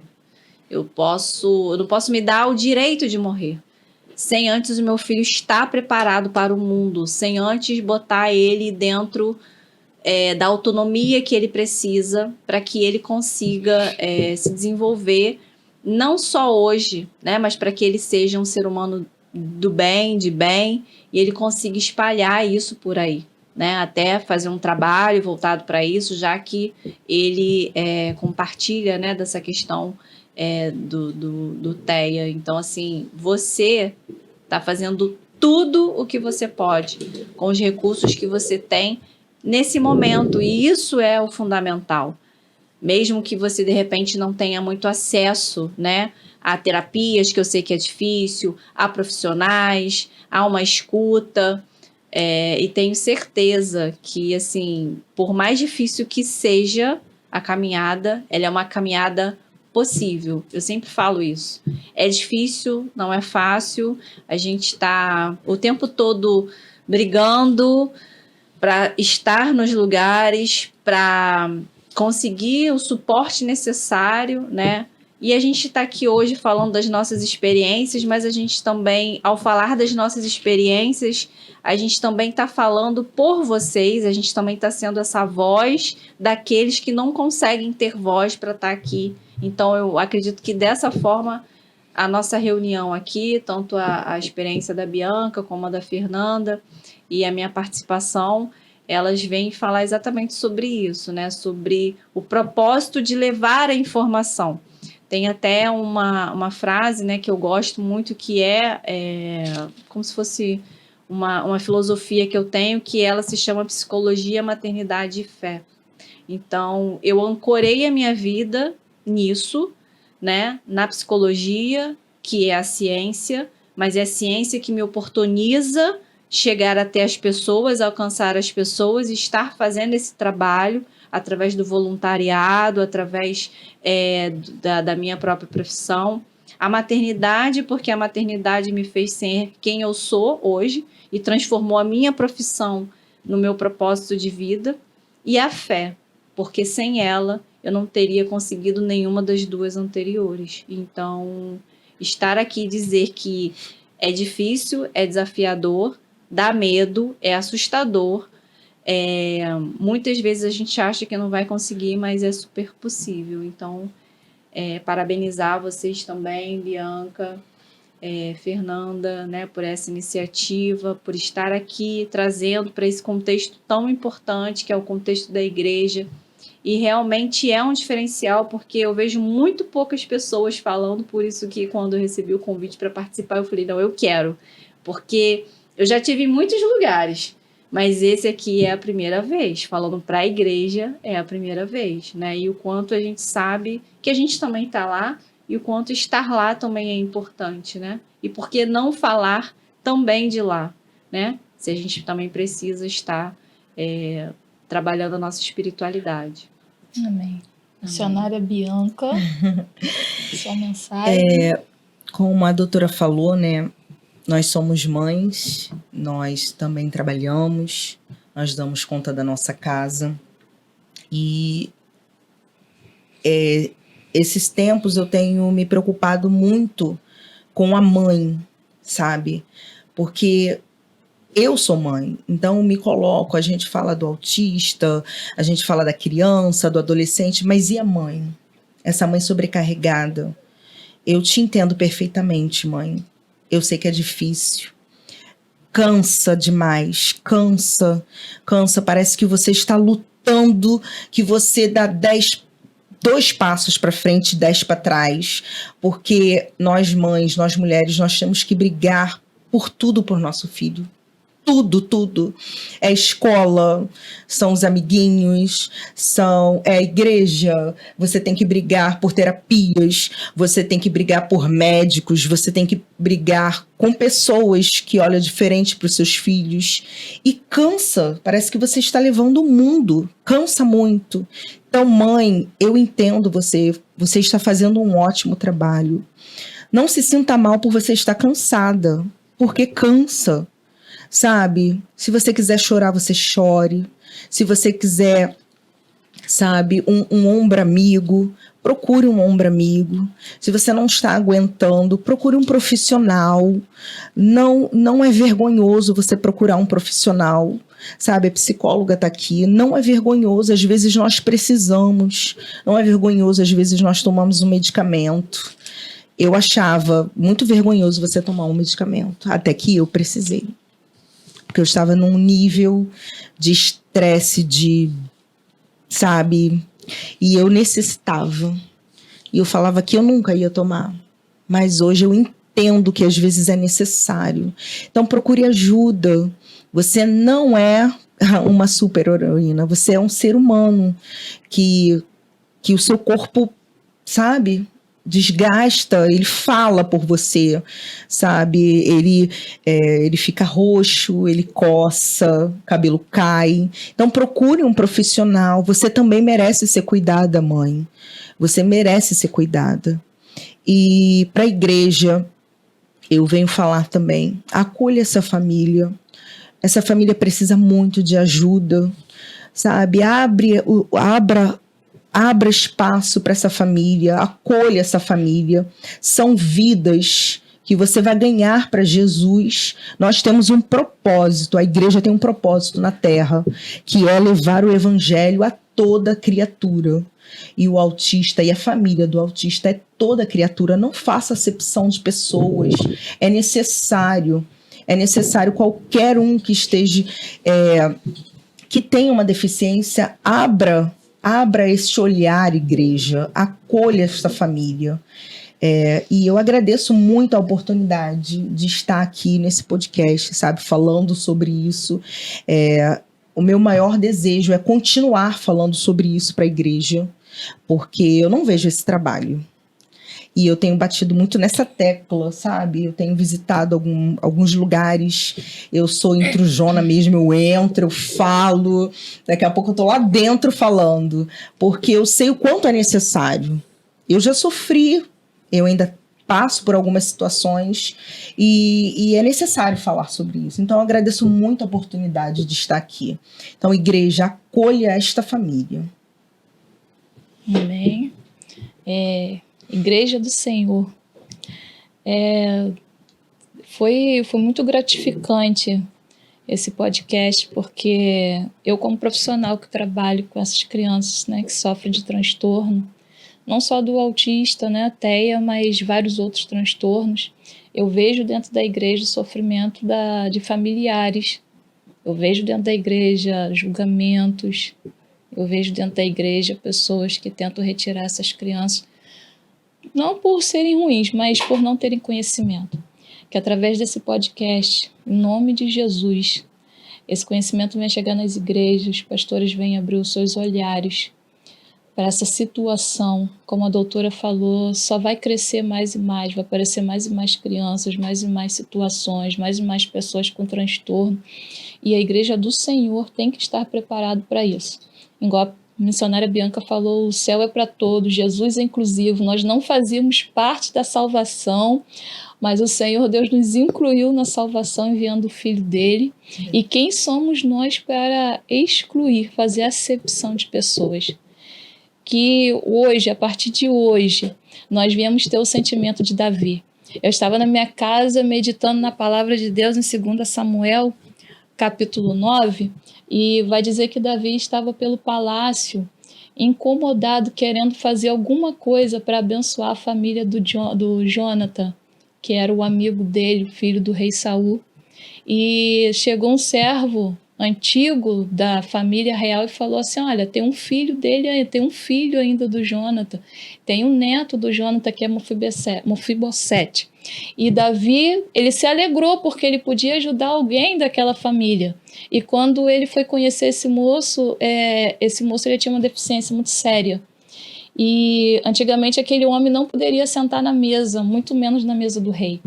E Davi pega aquele moço com uma deficiência e coloca ele na mesa do rei e ainda dá uma ordem que ninguém comeria daquela mesa sem aquele rapaz estar presente. Então Deus honrou. E que hoje o Senhor coloque, em nome de Jesus, no coração dos pastores essa vontade de querer abençoar aquela família que está dentro da igreja. O que você pode fazer para abençoar aquela família que está dentro da igreja, que sofre tanto, que você olha que aquela mãe sai para fora do culto com o seu filho gritando, ou aquela criança que grita muito, que corre dentro da igreja. O que você pode fazer para ajudar? O que você pode fazer para ajudar, ao invés de nós fazermos julgamentos? Que esse sentimento seja hoje incluso no seu coração, em nome de Jesus. Amém? Eu agradeço a oportunidade, estamos muito felizes, eu espero que você continue assistindo esses podcasts, resgatar, porque tem muitas informações, muito conhecimento para que você cresça espiritualmente, em nome de Jesus. Vamos estar fazendo a nossa última oração? Vamos orar. Senhor, muito obrigado, Pai, por esta conversa, Senhor. Sim, Jesus. Obrigado, Senhor, porque o Senhor conduziu, Senhor, este programa, Senhor. Obrigado, Senhor, pelo esclarecimento, Senhor, na Tua palavra. Obrigado, Senhor, pela profissional abençoada que esteve conosco aqui esclarecendo as dúvidas, Pai. Que o Senhor continue abençoando ela, o seu lar, sua família, seu filho. Ô Senhor, que o Senhor continue abençoando o seu lado profissional e que ela cada vez mais seja um instrumento em Tuas mãos, Senhor. Obrigado, Senhor, por estarmos aqui, Senhor, falando deste assunto, Senhor, que quase não é falado, Senhor. Muito obrigado porque o Senhor usou cada um, Senhor. Continua conosco e que este programa, Senhor, possa impactar famílias, Senhor, possa impactar igrejas, Pai. E que nós possamos ver os frutos, Senhor, deste podcast, Pai. E assim eu te agradeço, em nome de Jesus. Amém. Agradecendo essa participação especial no podcast, eu aproveito para fazer um convite para vocês que no próximo sábado, no dia 2 de maio, acontecerá o 8º episódio com a participação do pastor Eliel do Carmo, da Rádio Melodia. Convido vocês a participarem também desse momento de grande troca, que será de muito proveitoso.